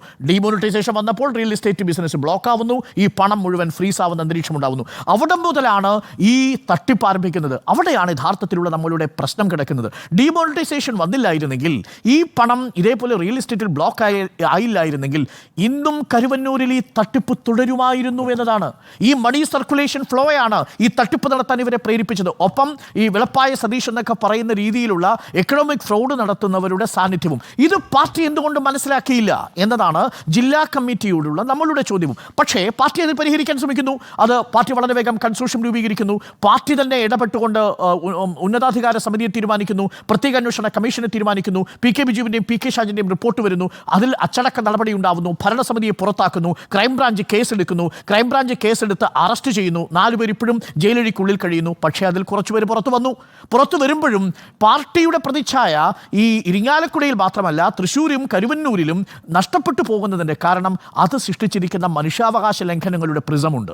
അവിടെയാണ് ഫിലോമിന നമ്മളുടെ മുന്നിൽ ഒരു ചോദ്യചിഹ്നമായി നിൽക്കുന്നത്. മാപ്രാണം സ്വദേശിയായ ജോഷി ദയാവധത്തിനു വേണ്ടി അപേക്ഷിച്ച് നിൽക്കുന്ന കാഴ്ച ഒരു പാർട്ടി പ്രവർത്തകന് താത്വികമായി വിശദീകരിക്കാൻ കഴിയില്ല. അവിടെയാണ് അത്തരം വീഴ്ചകൾ പാർട്ടി കണ്ടില്ല എന്ന് നടിച്ചത് പ്രാഥമികമായി ഒരു വലിയ തിരിച്ചടിയായി മാറിയിട്ടുണ്ട്. അതിൻ്റെ വിലയാണ് പാർട്ടി ഇപ്പോൾ കൊടുക്കുന്നത്. പ്രതികൂലമായ ദേശീയ സാഹചര്യത്തിൽ ഇത്തരം അന്വേഷണ ഏജൻസികൾ PMLA പോലെയുള്ള ഒട്ടും ലോജിക്കലല്ലാത്ത ഒരുപക്ഷെ ബ്ലാക്ക് നിയമങ്ങൾ എന്ന് ഈ സുപ്രീം കോടതി തന്നെ ഇപ്പോൾ പുനഃപരിശോധിക്കാൻ വേണ്ടി നിശ്ചയിച്ചിരിക്കുന്ന PMLA ആക്ടിലെ വകുപ്പുകൾ പ്രകാരം പാർട്ടി കൊടുക്കാൻ ശ്രമിക്കുന്നത്. ഈ കുടുക്കൽ എന്ന് പറയുന്നത് കുറച്ചുനാൾ ഒരു നിയമ പോരാട്ടമായി തന്നെ തുടരും. ഞാൻ സൂചിപ്പിച്ചതുപോലെ 1 ലക്ഷം കോടിയിലധികം രൂപ ഫ്രീസ് ചെയ്തിരിക്കുന്ന ED 869 കോടി രൂപയുടെ കാര്യത്തിൽ മാത്രമേ തീർപ്പ് കൽപ്പിച്ചിട്ടുള്ളൂ. കുറച്ചുനാൾ നീളുന്ന ഒരു നിയമ പോരാട്ടമാണ്. ഞാൻ അവസാനിപ്പിക്കും മുമ്പ് ഒരു കാര്യം കൂടി പ്രേക്ഷകരോട് പറയാം. പ്രേക്ഷകരും നമ്മളെല്ലാവരും ആഘോഷിച്ച ഒരു വാർത്തയുണ്ടായിരുന്നല്ലോ, തൃശ്ശൂരിൽ നിന്ന് 1 കോടി രൂപ കണ്ടുകിട്ടിയത്. സ്മൃതി, ആ 1 കോടി രൂപ എവിടെ പോയി? ആ 1 കോടി രൂപ എന്താ യഥാർത്ഥത്തിൽ സംഭവിച്ചത്? ബാങ്ക് ഓഫ് ഇന്ത്യയിലെ ഒരു ഉദ്യോഗസ്ഥൻ്റെ ക്ലറിക്കൽ മിസ്റ്റേക്ക് ആയിരുന്നു. എന്തായിരുന്നു ആ ക്ലറിക്കൽ മിസ്റ്റേക്ക്? പാൻ നമ്പറിൽ ഒരക്ഷരം മാറിപ്പോയി. സഹകരണ ബാങ്കിലല്ല, ബാങ്ക് ഓഫ് ഇന്ത്യയിൽ, ഷെഡ്യൂൾ ബാങ്കായ ബാങ്ക് ഓഫ് ഇന്ത്യയിലെ ഒരു ഉദ്യോഗസ്ഥന് പാർട്ടിയുടെ പാൻ നമ്പർ എഴുതിയപ്പോൾ സംഭവിച്ചു പോയ ഒരു ഗ്രാമാറ്റിക്കൽ എറർ. ആ ഗ്രാമാറ്റിക്കൽ എറർ വെച്ചാണ് ED ആ അക്കൗണ്ട് ഫ്രീസ് ചെയ്ത് 1 കോടി രൂപ ഇന്നും റിലീസ് ചെയ്തിട്ടില്ല. ഈ നിമിഷം ബാങ്ക് ക്ഷമാപണം നടത്തി. ഈ നിമിഷം വരെയും ആ 1 കോടി രൂപ പാർട്ടിക്ക് അവകാശപ്പെട്ട പണം റിലീസ് ചെയ്തിട്ടില്ല. വൈ? അതാണ് ചോദ്യം. ആ കേസുകൾ നീണ്ടുപോകും. അപ്പോൾ കുടുക്കുമെന്ന് ഞാൻ പറഞ്ഞത് ഇത് കുറച്ചു നാളത്തേക്കെങ്കിലും പാർട്ടി പെട്ടെന്ന് പാർട്ടിയുടെ സാമ്പത്തിക സ്രോതസ്സിനെ കട്ട് ചെയ്തുകൊണ്ട് ഫ്രീസ് ചെയ്യാൻ സാധിക്കും. ഇത് എപ്പോഴാണ് നടക്കുന്നത്? പാർട്ടി തിരഞ്ഞെടുപ്പ് നടക്കുന്ന ഘട്ടത്തിലാണ്. ഒരിടത്ത് ഇലക്ട്രൽ ബോണ്ട് വാങ്ങി അൺഅക്കൗണ്ടബിളായി തിരഞ്ഞെടുപ്പ് ക്യാമ്പയിന് സാമ്പത്തികമായ ശേഷി ഉണ്ടാക്കുന്നു. മറുഭാഗത്ത് ഇലക്ട്രൽ ബോണ്ട് വാങ്ങാത്ത ഒരു പാർട്ടിയെ ആ പാർട്ടിയിലെ പ്രാദേശിക വിഭാഗം നടത്തിയ കുറ്റത്തിൻ്റെ പേരിൽ ആ പാർട്ടിയുടെ അക്കൗണ്ട് ഫ്രീസ് ചെയ്യുന്നു, ബാങ്കിലെ ഒരു ഗ്രാമാറ്റിക്കൽ എററിൻ്റെ പേരിൽ. ഈ അനീതിയും നമ്മൾ ഒരുമിച്ച് തന്നെ പറയേണ്ടതുണ്ട് എന്നതാണ് എൻ്റെ പക്ഷം. അതുകൊണ്ട് കരുവന്നൂരിലെ തട്ടിപ്പിനെ ന്യായീകരിക്കാൻ ഞാനില്ല. പക്ഷേ അതിൻ്റെ പേരിൽ മുതലെടുക്കാൻ വരുന്നത് ആരാണെങ്കിലും ചോദ്യം ചെയ്യുക തന്നെ വേണം എന്നതാണ് എൻ്റെ ടേക്ക്. കരുവന്നൂരിൽ കുടുക്കുമോ എന്ന ചോദ്യത്തിന് ബുദ്ധിമുട്ടുണ്ടാക്കും എന്നാണ് എൻ്റെ അഭിപ്രായം. സുജയ, തൃശ്ശൂരിൽ ഈ കരുവന്നൂർ തട്ടിപ്പ് നടത്തുന്നതിന് ചുക്കാൻ പിടിച്ച MK കണ്ണനാണ് തൃശ്ശൂരിൽ CPI സ്ഥാനാർത്ഥി VS സുനിൽകുമാറിന് വേണ്ടി പ്രചാരണ സമിതിയുടെ കൺവീനറായിരുന്നത്. അത് CPIയുടെ ജില്ലാ സമ്മേളനത്തിൽ തന്നെ ഒബ്ജക്ഷൻ പറഞ്ഞോട്ടെ, ഒബ്ജക്ഷൻ പറയട്ടെ. ഇത് സുജയുടെ മാത്രം ആർഗ്യുമെന്റ് ആണ്. ഇത് എൻ്റെയോ ഈ എഡിറ്റോറിയൽ ബോർഡിൻ്റെയോ അംഗങ്ങളല്ല. MK കണ്ണൻ്റെ പേര് കേസില്ല. ഞാൻ കേസുണ്ടെന്നല്ലോ പറഞ്ഞത്. പിടിച്ചു എന്ന് പറഞ്ഞു. പൂർത്തിയാക്കാൻ സമ്മതിക്കും, അല്ലെങ്കിൽ താങ്കളുടെ മാത്രം ഞാൻ പറഞ്ഞു മാത്രമേ ഉള്ളൂ. കാര്യം ഞാൻ നിയന്ത്രിക്കുന്ന ചർച്ച ചെയ്തുകൊണ്ട് പറഞ്ഞു മാത്രമേ ഉള്ളൂ. താങ്കളുടെ ആർഗ്യുമെന്റ് ആണ്. താങ്കൾക്ക് എനിക്ക് പ്രത്യേകിച്ചൊന്നും പറയാനില്ല. MK കണ്ണനെതിരെയുള്ള ആരോപണം CPIയുടെ ജില്ലാ സമ്മേളനത്തിൽ വന്നതാണ്. അതേക്കുറിച്ചാണ് ഞാൻ സംസാരിച്ചു തുടങ്ങിയപ്പോൾ അദ്ദേഹം അത് എഡിറ്റോറിയൽ അഭിപ്രായമല്ല എന്ന് പറഞ്ഞത്. MK കണ്ണൻ ഈ പ്രചാരണ സമിതി അധ്യക്ഷനായി തൃശ്ശൂരിൽ വന്നതാണ് സുനിൽകുമാറിന്റെ തോൽവിയിലേക്ക് നയിച്ചത് എന്നുള്ളത് CPIയുടെ വിശകലനവും വിലയിരുത്തലുമാണ്, സുജയ പാർവതിയുടേതല്ല. MK കണ്ണൻ എന്ന വ്യക്തിയെക്കുറിച്ച് ഈ കരുവന്നൂർ വിഷയത്തിൽ ആരോപണം ഉയർന്നതാണ് എന്നുള്ള വസ്തുത ഒരു ഭാഗത്ത് നിൽക്കുന്നുമുണ്ട്. അത് തെറ്റാണെങ്കിൽ അങ്ങേക്ക് തിരുത്തുകയും ചെയ്യാം. കരുവന്നൂരിൽ നടന്നത് സഹകരണ കൊള്ളയാണ് എന്നുള്ളത് കൃത്യമായി ചർച്ച ചെയ്യപ്പെട്ട വിഷയമാണ്. നമ്മൾ തന്നെ ഒരുപാട് തവണ ഇവിടെ ഇരുന്ന് ചർച്ച ചെയ്തതാണ്. കേസെടുക്കുന്നത് ഭരിക്കുന്ന പാർട്ടിയാണോ എന്നൊന്നും നോക്കിയിട്ടല്ല ED എന്നുള്ളത്. ഈ കാര്യത്തിൽ എന്തുകൊണ്ടാണ് തള്ളിപ്പറയുന്നതെന്ന് അറിയില്ല. നിയമലംഘനം ഉണ്ടെങ്കിൽ അതിൻ്റെ നടപടി ED എടുക്കും. ആ നടപടിയിലൂടെ കടന്നു പോകുമ്പോൾ അത് മറുഭാഗത്ത് CPIM എന്ന് പറയുന്ന പാർട്ടി വന്നു എന്നതുകൊണ്ട് അതേക്കുറിച്ച് പറയാതിരിക്കേണ്ട കാര്യമില്ല എന്നതുകൊണ്ട് തന്നെ CPIMൻ്റെ തൃശ്ശൂർ ജില്ലാ സെക്രട്ടറി MM വർഗീസിൻ്റെ പേരിലുള്ള പുറത്തുശ്ശേരി പാർട്ടി കമ്മിറ്റി ഓഫീസിൻ്റെ സ്ഥലവും CPIMൻ്റെ ബാങ്ക് അക്കൗണ്ടുകളുമൊക്കെ അറ്റാച്ച് ചെയ്തിട്ടുണ്ട് എങ്കിൽ അക്കാര്യം ED ഔദ്യോഗികമായി അവരുടെ സൈറ്റുകളിലും എല്ലാം അപ്ഡേറ്റ് ചെയ്തിട്ടുണ്ടെങ്കിൽ അത് ഔദ്യോഗികമായ വേർഷനാണ്. EDയുടെ അവർ പറയുന്നതാണ് നിയമലംഘനം ഉള്ളതുകൊണ്ട് ഇന്ന കാര്യങ്ങൾ ഞങ്ങൾ ചെയ്തിരിക്കുന്നു എന്നുള്ളത്. 29.29 കോടിയുടെ സ്വത്തുക്കൾ, അതിൽ 117.78 കോടിയാണ് ഇതുവരെ, അതുകൂടി ചേർക്കുമ്പോൾ ആകെ കണ്ടുകെട്ടിയിരിക്കുന്നത്. ഇത്രയും കാര്യങ്ങൾ ED ചെയ്തതാണ്. അത് അവർ തന്നെ പറയുന്നതുമാണ്. ഒരു അന്വേഷണ ഏജൻസി പറയുന്ന കാര്യമാണ് ഞാനിവിടെ കോട്ട് ചെയ്തത്. MK കണ്ണനെ കുറിച്ച് പറഞ്ഞപ്പോൾ അങ്ങ് തടസ്സപ്പെടുത്തിയതുകൊണ്ടാണ് ഞാൻ ബാക്കി സംസാരിക്കുന്നില്ല എന്ന് പറഞ്ഞതും. CPIMനെ കൂടി പ്രതിസ്ഥാനത്ത് കൊണ്ടുവരുമ്പോൾ ഇനി എന്താണ് സംഭവിക്കുക എന്നുള്ളതാണ്. അതായത് ഒരു രാഷ്ട്രീയ പാർട്ടിയെ കള്ളപ്പണ കേസിൽ പ്രതിയാക്കുമ്പോൾ ഒരു രാഷ്ട്രീയ പാർട്ടിക്ക് ഏറ്റവും വേണ്ടത് സുതാര്യതയാണ്, ജനങ്ങളോടുള്ള പ്രതിബദ്ധതയാണ്. അത് രണ്ടുമില്ല എന്ന തരത്തിലേക്ക് ആ പാർട്ടി എത്തുമോ എന്നുള്ളതാണ് അറിയേണ്ടത്. പാർട്ടി അക്കൗണ്ടുകളിലേക്ക് കരുവന്നൂരിൽ നിന്ന് തട്ടിയെടുത്ത കോടികളുടെ വിഹിതം കണ്ടെത്തി എന്ന് ED പറഞ്ഞതിന്റെ അടിസ്ഥാനത്തിലാണ് CPIM എന്ന പാർട്ടി പ്രതിയാകുന്നത്. ഇതിലിപ്പോൾ ഇനി അടുത്ത രണ്ടാം ഘട്ട പ്രതിപട്ടിക അല്ലെങ്കിൽ കുറ്റപത്രം വരാൻ പോകുമ്പോൾ അതിൽ പ്രതി ചേർക്കപ്പെടാൻ പോകുന്നത് ആരൊക്കെയാണ്? ക്ലീൻ ചിറ്റ് നൽകാതെ ഇപ്പോഴും ആരോപണ നിഴലിൽ നിൽക്കുന്ന ആളുകളാണ് CPIMന്റെ സംസ്ഥാന സമിതി അംഗം AC മൊയ്തീൻ, MK കണ്ണൻ, സംസ്ഥാന സെക്രട്ടേറിയറ്റ് അംഗം PK ബിജു. ഇവർക്കൊന്നും ED ഇതുവരെ ക്ലീൻ ചിറ്റ് നൽകിയിട്ടില്ല എന്നത് നമ്മുടെ മുന്നിലുള്ള വസ്തുതയാണ്. EP Jayarajan, AC Moideen, PK Biju എന്നിവരുടെ നിർദ്ദേശപ്രകാരമാണ് വായ്പകൾ അനധികൃതമായി അനുവദിച്ചത് എന്നുള്ളത് ഇതുവരെ EDക്ക് കിട്ടിയ മൊഴികളിൽ പറയുന്ന കാര്യമാണ്. ആദ്യഘട്ട കുറ്റപത്രം സമർപ്പിച്ചപ്പോൾ ഇക്കാര്യങ്ങൾ, അതായത് തങ്ങൾക്ക് കൂടുതൽ മൊഴികൾ ലഭിച്ചിട്ടുണ്ട് എന്നുള്ളത് ED കോടതിയെ അറിയിച്ചതാണ്. സുജയ പാർവതി പറയുന്നതല്ല. CPIM എന്ന പാർട്ടിയെ പ്രതിപട്ടികയിൽ ഉൾപ്പെടുത്തിയത് അടുത്തതായി ED ചെയ്യാൻ പോകുന്നത് തെരഞ്ഞെടുപ്പ് കമ്മീഷനെ അറിയിക്കുക എന്നുള്ളതാണ്. കാരണം ഒരു പാർട്ടിയുടെ പ്രവർത്തനത്തെയും അംഗീകാരത്തെയും ഒക്കെ ബാധിക്കുന്ന കുരുക്കായി കരുവന്നൂരിൽ കൊടുക്കുമോ എന്നുള്ളതല്ല, അതിനും അപ്പുറം ഒരു പാർട്ടിയുടെ പ്രവർത്തനത്തെയും അംഗീകാരത്തെയും ഒക്കെ ബാധിക്കുന്ന കുരുക്കായി ഇത് മാറുമോ എന്നുള്ളതാണ് ഇനി കാത്തിരുന്ന് കാണേണ്ടത്. ഇവിടെ പാർട്ടിയെ പ്രതിയാക്കുമ്പോൾ അടുത്തതായി ഈ പാർട്ടിക്ക് വേണ്ടി ആരെങ്കിലും സംസാരിക്കണമല്ലോ, അതായത് ചോദ്യം ചെയ്യലിന് ഹാജരാകണം. അത് സംസ്ഥാന സെക്രട്ടറി MV ഗോവിന്ദൻ അടക്കമുള്ള ആരാണ്, സംഘടനാ ചുമതലയുള്ള ആരെയൊക്കെയാണ് വിളിപ്പിക്കേണ്ടത്, അതും ആ അന്വേഷണ ഏജൻസി തീരുമാനിക്കേണ്ട കാര്യമാണ്. എന്തായാലും പാർട്ടി ആവശ്യങ്ങൾക്കായി ഉപയോഗിച്ചുകൊണ്ടുള്ള അക്കൗണ്ടുകൾ, അതിൽ 5 രൂപയായാലും 10 രൂപയായാലും 1000 അല്ലേ ഉള്ളൂ, ഇത്രയല്ലേ ഉള്ളൂ എന്ന് പറയുമ്പോൾ എത്ര രൂപയായാലും ഈ അക്കൗണ്ടുകളെ കുറിച്ചൊന്നും തെരഞ്ഞെടുപ്പ് കമ്മീഷൻ ഇതുവരെ അറിയിച്ചിട്ടില്ല എന്നുള്ളതും ഇതിനകം തന്നെ പുറത്തു വന്ന കാര്യമാണ്. അപ്പോൾ കുറേ കാര്യങ്ങൾ ഒളിക്കുമ്പോൾ ആ കാര്യങ്ങൾ പുറത്തു വരുമ്പോൾ കുറച്ചു പേർക്ക് ക്ഷോഭമുണ്ടാകും, കുറച്ചു പേർ തടയും. അതുമാത്രമാണ് ഇവിടെയും സംഭവിച്ചിരിക്കുന്നത്. എന്തായാലും കരുവന്നൂർ തട്ടിപ്പിൽ പാർട്ടി പ്രതിയാണെങ്കിൽ പാർട്ടിയുടെ അറിവോടുകൂടിയാണ് ആ പാവങ്ങളുടെ പണം തട്ടിയെടുത്ത് മറ്റു കാര്യങ്ങൾക്കായി ഉപയോഗിച്ചതെങ്കിൽ ഇപ്പോൾ പ്രാദേശികമായി വാങ്ങുന്ന സ്ഥലം ജില്ലാ കമ്മിറ്റിയുടെ പേരിലാണ് രജിസ്റ്റർ ചെയ്യുന്നത് എന്നൊക്കെയുള്ള വാദമാണല്ലോ പാർട്ടി നേതാക്കൾ തന്നെ പറഞ്ഞുകൊണ്ടിരിക്കുന്നത്. അങ്ങനെയാണെന്നുണ്ടെങ്കിൽ അവർക്കത് ഡിഫെൻഡ് ചെയ്യാം. എന്തായാലും കേസെടുക്കുമ്പോൾ ആ കേസിന് ആസ്പദമായിട്ടുള്ള അറ്റാച്ച്മെന്റ് ചെയ്യുമ്പോൾ അതിൽ EDയെ പഴി പറഞ്ഞിട്ടൊന്നും കാര്യമില്ല. കൃത്യമായി നിയമപരമായി കാര്യമായിട്ടല്ല നീങ്ങിയതെങ്കിൽ അത് കോടതിയിൽ കൺഫ്രണ്ട് ചെയ്യാം, കോടതിയെ സമീപിക്കാമല്ലോ. എന്നിട്ട് കോടതിയിൽ നിന്നും ഞങ്ങളുടെ കൈകൾ ശുദ്ധമാണ് എന്ന് പറഞ്ഞുകൊണ്ട് കരുവന്നൂരിൽ കറുത്ത വറ്റയില്ല മുഴുവൻ വെളുത്തതാണെന്ന് പറഞ്ഞാൽ അതെ, CPIM അങ്ങനെ പറഞ്ഞാൽ അങ്ങനെയാണ്. അപ്പോൾ CPIMന് വേണ്ടി ബാറ്റ് ചെയ്യുന്നവർ ഓർക്കേണ്ട പ്രധാനപ്പെട്ട കാര്യം കരുവന്നൂരിൽ കുടുക്കുമോ എന്നുള്ളതല്ല, കരുവന്നൂരിലെ പാവങ്ങളുടെ പണം തട്ടിയെടുത്തു എന്നുള്ളത് ഒരു വാസ്തവമായിരിക്കെ അതിലൊരു നടപടി ഉണ്ടാകുമ്പോൾ അതിനെ ഭയന്നിട്ട് കാര്യമൊന്നുമില്ല. കൃത്യമായി തട്ടിയെടുത്തിട്ടുണ്ടെങ്കിൽ അവർ അതിൽ പെടും. അത്രമാത്രമാണ് എനിക്ക് പറയാനുള്ളത്. ഈ കരുവന്നൂരുമായി ബന്ധപ്പെട്ട് വലിയൊരു സാമ്പത്തിക തട്ടിപ്പ് നടന്നു എന്നുള്ള കാര്യം എന്താ പറയുക, അത് ഈ സംസ്ഥാനത്ത് മുഴുവൻ ജനങ്ങളും ബോധ്യപ്പെട്ടിട്ടുള്ള കാര്യമാണ് അല്ലേ. ഇപ്പോൾ സംസ്ഥാന സർക്കാരിൻ്റെ തന്നെ സഹകരണ വകുപ്പ് നടത്തിയ അന്വേഷണത്തിൽ 150 കോടി രൂപയോളമുള്ള തട്ടിപ്പും ക്രമക്കേടും അവിടെ നടന്നു എന്നുള്ളത് സഹകരണ രജിസ്ട്രാറിന് തന്നെ കണ്ടെത്തലുണ്ട്. അതിൻ്റെ ഭാഗമായി നടന്ന ക്രൈംബ്രാഞ്ചിൻ്റെ അന്വേഷണത്തിൽ 16ഓളം FIR ഇട്ടിട്ട് അതുമായി അന്വേഷണം മുന്നോട്ട് പോകുമ്പോഴാണ് PMLAയുമായി ബന്ധപ്പെട്ട് എൻഫോഴ്സ്മെൻറ്റ് ഡയറക്ടറേറ്റിൻ്റെ വരവ്. ഇവിടെയൊക്കെ തന്നെയും CPMന് അത് ജില്ലാതലത്തിലാണെങ്കിലും പ്രാദേശിക തലത്തിലാണെങ്കിലും ഇനി സംസ്ഥാന തലത്തിലാണെങ്കിലും അവർക്ക് പങ്കാളിത്തമുണ്ട് എങ്കിൽ, അവരുടെ അറിവോടുകൂടി തന്നെയാണ് അത് നടന്നിട്ടുള്ളത് എങ്കിൽ അക്കാര്യത്തിൽ അവർ ആൻസറബിൾ ആണ് എന്ന കാര്യത്തിൽ ഒരു തർക്കവുമില്ല. എന്ന് മാത്രവുമല്ല, നമ്മൾ നേരത്തെ എല്ലാവരും ചൂണ്ടിക്കാണിച്ചതുപോലെ 4 മനുഷ്യരവിടെ മരിച്ചിട്ടുണ്ട്, ഒരുപാട് ആളുകളുടെ വിവാഹം മുടങ്ങിയിട്ടുണ്ട്, ചികിത്സ മുടങ്ങിയിട്ടുണ്ട്, വിദ്യാഭ്യാസം മുടങ്ങിയിട്ടുണ്ട്. സാധാരണക്കാരുടെ പാവപ്പെട്ടവരുടെ പൈസ തട്ടിയെടുത്തിട്ടുണ്ട് എങ്കിൽ അതിന് മറുപടി CPM പറയണം, അത് വേറെ പറയണം.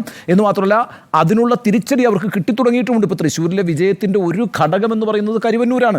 അപ്പോൾ ആ രീതിയിലൊക്കെ ആ പാർട്ടി അവിടെ തിരിച്ചടികൾ നേരിടുന്നുണ്ട്. പ്രശ്നം എന്താണെന്ന് വെച്ചാൽ, ഇപ്പം നമ്മൾ വളരെ നിസ്സാരമായി പറയുന്നു, ഈ പറയുന്ന CPMലേക്ക് പണം വന്നിട്ടുണ്ട് കരുവന്നൂരിൽ നിന്ന്, അതുകൊണ്ട് CPM ഈ കേസിൽ പ്രതിയാണ്, CPM ചാർജ് ഷീറ്റ് ചെയ്യപ്പെടും.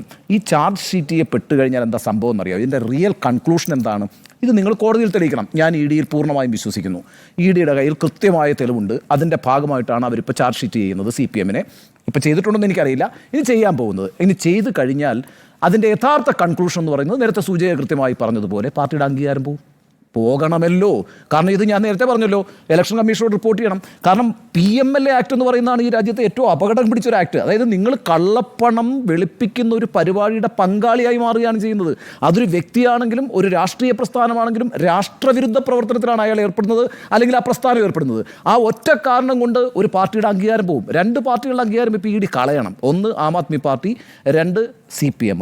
അപ്പോൾ നമുക്ക് മനസ്സിലാവും ഇത് കൃത്യമായ തെളിവുകൾ ഉള്ളതിൻ്റെ അടിസ്ഥാനത്തിൽ ഇപ്പം ഈ എൻഫോഴ്സ്മെൻറ്റ് ഡയറക്ടറേറ്റ് കേസ് കൊടുത്തിരിക്കുകയാണ്. അവരത് കോടതിയിൽ പ്രൂവ് ചെയ്യും, നമുക്ക് വിശ്വസിക്കാം. പ്രൂവ് ചെയ്താൽ അടുത്ത 6 മാസത്തിനകത്ത് അല്ലെങ്കിൽ 1 വർഷത്തിനകത്ത് നമ്മളൊക്കെ ഇവിടെ ഉണ്ടാവും, ഈ കേട്ടുകൊണ്ടിരിക്കുന്ന ജനങ്ങളും ഇവിടെ ഉണ്ടാവും. നമുക്ക് നോക്കാം, 1 വർഷം നമുക്ക് വെയിറ്റ് ചെയ്യാം. വെയിറ്റ് ചെയ്തതിന് ശേഷം ഈ പാർട്ടിയുടെ അംഗീകാരം പോവുകയാണെങ്കിൽ കൃത്യമായ തെളിവുണ്ടല്ലോ, ആ തെളിവിൻ്റെ അടിസ്ഥാനത്തിൽ ED ആക്ട് ചെയ്യുമെന്ന് പറയാം. അങ്ങനെ അല്ല എങ്കിൽ ഇപ്പോൾ ഈ ഉണ്ടാക്കിയിരിക്കുന്നത് വലിയൊരു പുകമറയാണ്. അതുകൊണ്ടാണ് ഞാൻ ഹേമന്ത് സോറിൻ്റെ കേസ് നേരത്തെ ചൂണ്ടിക്കാണിച്ചത്. ഹേമന്ത് സോറിൻ്റെ കേസ് യഥാർത്ഥത്തിൽ EDക്ക് മുഖത്തിനേറ്റ അടിയാണ്. കാരണം വെച്ചാൽ എത്ര കൃത്യമായ ഉത്തരവാണെന്നറിയാമോ ജാർഖണ്ഡ് ഹൈക്കോടതി പറഞ്ഞിരിക്കുന്നത്? ഒരു കാരണവശാലും ഈ കേസ് നിൽക്കില്ല എന്നാ. ഞങ്ങൾക്ക് വിശ്വസിക്കാൻ കഴിയുന്ന ഒരു തെളിവും നിങ്ങൾക്ക് ഹാജരാക്കാൻ കഴിഞ്ഞിട്ടില്ലെന്ന് പറഞ്ഞിട്ടാണ് ഹേമന്ത് സോറിനെ പുറത്തേക്ക് ഇറക്കി വിടുന്നത് കോടതി. അപ്പോൾ അതേപോലെ ഈ 5 പക്ഷേ എന്നിട്ട് എന്താ സംഭവിച്ചത്? 5 മാസം ഒരാൾ ജയിലിൽ കിടന്നു. നേരത്തെ അരുൺ പറഞ്ഞ കണക്ക് ഈ പ്രോസസ്സ് തന്നെ പണിഷ്മെൻ്റ് ആകുന്നൊരു പരിപാടിയാണ് ഈ നടന്നിരിക്കുന്നത്. ഈ 5 മാസം ഇദ്ദേഹത്തെ അകത്തിട്ടിരിക്കുന്നത്. അതിനിപ്പോൾ ജാർഖണ്ഡ് ഇലക്ഷനിൽ മറുപടി കിട്ടും എന്നാണ് ഞാൻ വിചാരിക്കുന്നത്. അതിനങ്ങനെ ഒരു പൊളിറ്റിക്കൽ ഇമ്പാക്റ്റ് ഉണ്ടാവും. ഇവിടെ CPMൻ്റെ ഈ പറയുന്ന കരുവന്നൂർ സംഭവത്തിൽ CPMൻ്റെ പങ്കാളിത്തം ഏതെങ്കിലും തരത്തിൽ ന്യായീകരിക്കാൻ ആരും ശ്രമിച്ചിട്ടില്ല. അത് വലിയൊരു തെറ്റാണ്. അതിനവർ മറുപടി പറയേണ്ടി വരും. അവർക്ക് അതിൻ്റെ തിരിച്ചടികൾ കിട്ടുന്നുണ്ട്. പക്ഷേ ഈ കേസിൽ 6 മാസം കഴിഞ്ഞാൽ അല്ലെങ്കിൽ 1 വർഷം കഴിഞ്ഞാൽ ഈ പറയുന്ന പാർട്ടിയുടെ അംഗീകാരം എടുത്ത് കളയുകയാണ് എങ്കിൽ നമുക്കിത് നല്ല കൃത്യമായ ഒരു അന്വേഷണം നടന്നു, കൃത്യമായ തെളിവുകൾ കിട്ടി, നമുക്ക് ബോധ്യപ്പെടും. ഇനി അത് സംഭവിച്ചില്ല എങ്കിൽ സംഭവിക്കാനുള്ള ഒരു സാധ്യതയും ഞാൻ കാണുന്നില്ല. കാരണം വെച്ചാൽ ഇറ്റ്സ് ഇമ്പോസിബിൾ. അതൊന്നും എങ്ങനെയാണ് കരുവന്നൂരിൽ നിന്ന് ഒരാളെടുത്ത പണം, തട്ടിച്ചെടുത്ത പണം കൊണ്ടുവന്ന് CPMന് കൊടുത്തിട്ട് CPM പോയിട്ട് 5 സെൻറ്റ് സ്ഥലം വാങ്ങിച്ചൊരു പാർട്ടി കെട്ടിടം ഉണ്ടാക്കുക എന്ന് പറഞ്ഞാൽ, ഞാൻ ഒരു കാര്യം ഞാൻ പറയട്ടെ, 4800 സഹകരണ സ്ഥാപനങ്ങളുണ്ടല്ലോ ഈ രാജ്യത്ത്, ഈ സംസ്ഥാനത്ത്. 1.5 ലക്ഷം കോടിയെങ്കിലും CPMൻ്റെ ആളുകൾ കൈകാര്യം ചെയ്യുന്നുണ്ട്. 1.5 1.5 ലക്ഷം 101 വസ്തുവകകൾ ഉണ്ടല്ലോ. അതുകൊണ്ട് അത് തൃശ്ശൂരോ ഇന്ത്യയിലെ ഏറ്റവും വലിയ അതല്ല, ഇന്ത്യയിലെ ഏറ്റവും വലിയ ആസ്തിയുള്ള പാർട്ടികളിലൊന്നാണ്. ഇപ്പൊ തിരുവനന്തപുരത്ത് AKG സെന്ററിന്റെ ആസ്തി എത്രയാണെന്ന് നമ്മൾ പറഞ്ഞു. BJP സെന്റർ വരുന്നപ്പോൾ AKG സെന്ററിന്റെ ആസ്തി കുറഞ്ഞു. എന്തെങ്കിലും ആയിക്കോട്ടെ, ഞാൻ പറയുന്നത് നിങ്ങൾ ഓരോ അങ്ങനെയാണ് തൊഴിലാളി വർഗ പാർട്ടിയുടെ. അതല്ല, എന്താണ് CPMും കമ്മ്യൂണിസ്റ്റ് പാർട്ടികളും കേരളത്തിൽ കേൾക്കുന്ന പഴിയെന്നറിയാവോ? ബക്കറ്റ് പിരിവിൻ്റെ പാർട്ടി എന്നാണ്. നമുക്ക് ഒരു കാലത്ത് പുറത്തേക്ക് ഇറങ്ങാൻ പറ്റില്ലായിരുന്നു. കാരണം വെച്ചാൽ എപ്പോഴും ബക്കറ്റുമായിട്ട് വരും, പിരിവ് കൊടുക്കണം.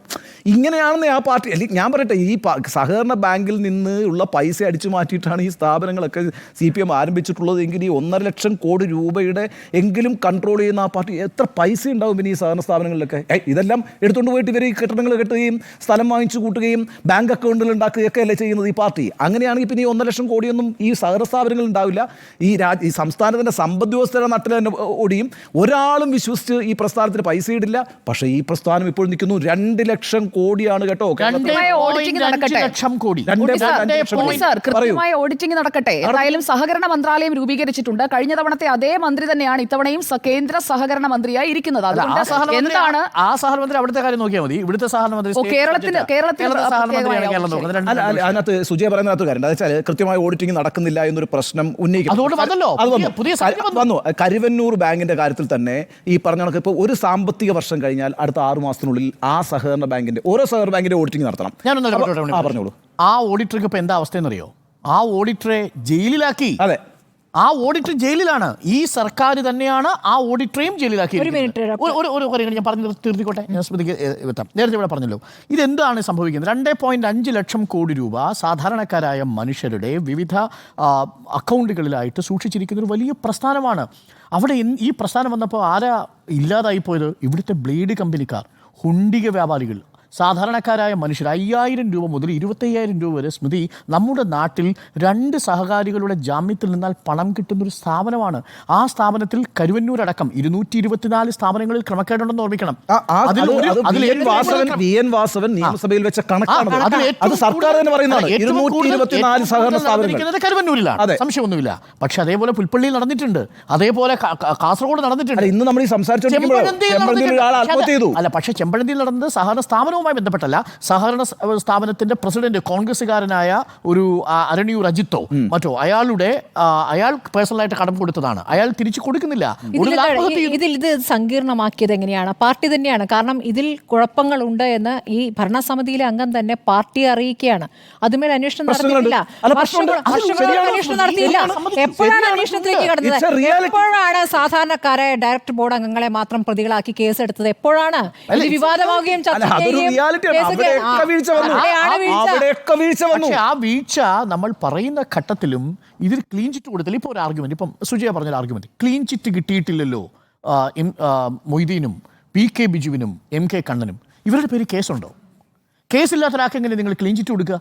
എസ് മൊയ്തീന്റെ സ്വത്ത് മരവിപ്പിച്ചു. കേസില്ലല്ലോ നിങ്ങൾക്കെതിരെ. നിങ്ങളുടെ സ്വത്ത് മരവിപ്പിച്ചു. ആ സ്വത്തിൻ്റെ കാര്യത്തിൽ തൻ്റെ ഭാര്യയ്ക്ക് കിട്ടിയ സ്വത്തിനെ കുറിച്ച് കൃത്യമായിട്ട് കണക്ക് പറഞ്ഞു. 1 രൂപ പോലും, ചില്ലി കാശ് പോലും അതിനകത്ത് അണാ പൈസ വ്യത്യാസമില്ല എന്നുള്ളത് കണക്ക് ബോധിപ്പിച്ചു. പക്ഷേ റിലീസ് ചെയ്തിട്ടില്ല. അതാണ് ഞാൻ നേരത്തെ CPMന്റെ കാര്യം പറഞ്ഞത്. ഇവിടെയാണ് ഈ ക്ലീൻ ചിറ്റ് കൊടുത്തിട്ടില്ല എന്ന പ്രയോഗത്തിലൂടെ നിങ്ങളെ കുരുക്കിയിടാൻ സാധിക്കും. 1 വർഷം, നേരത്തെ ഉണ്ണി ബാലകൃഷ്ണൻ പറഞ്ഞ കണക്ക് കിട്ടാൻ എനിക്ക് ഭയമായി. 1 വർഷം കഴിഞ്ഞിട്ട് ഇതേപോലെ ഈ കേസിലൊരു തീർപ്പുണ്ടാകുന്ന ഒരു സാഹചര്യം ഉണ്ടായാൽ ഒന്ന് ആലോചിച്ച് നോക്കൂ. ഇവിടുത്തെ സഹകരണ സ്ഥാപനങ്ങളുടെ മേലിൽ ഈ പാർട്ടിക്ക് നേരിടേണ്ടി വരുന്ന ആരോപണങ്ങൾ എത്ര വലുതായിരിക്കും? CPM പാർട്ടി ഈ 1 വർഷം, അതാണ് പ്രോസസ് ഈസ് പണിഷ്മെന്റ്. എത്ര കാലം നിങ്ങളെ ദീർഘമായി ഈ കേസിൽ കുരുക്കിയിടുന്നോ അതോടുകൂടി നിങ്ങളെ നിർവീര്യമാക്കുകയാണ്. സത്യസന്ധമായും ശരിയായും പ്രവർത്തിച്ചിരുന്നെങ്കിൽ ഈ ED ഇവിടെ വരില്ലായിരുന്നു. അങ്ങനെ ഒരു യാഥാർത്ഥ്യം കൂടി ഉണ്ടല്ലോ. ഒരു നിമിഷം നോക്കൂ. അതൊക്കെ നമ്മുടെ ഐഡിയൽ. ഒരു കാര്യം ചോദിക്കട്ടെ, 6,800 കോടി രൂപ ഇലക്ട്രൽ ബോണ്ട് വഴി കള്ളപ്പണം വാങ്ങിയ ഒരു പാർട്ടിക്കെതിരെ എന്തുകൊണ്ടാണ് ED ഒരു ചെറുവിരൽ അനക്കാത്തതെന്ന് നമ്മൾ ചോദിക്കുന്നില്ല. ഇത് ഞാൻ വ്യക്തികളെയല്ല,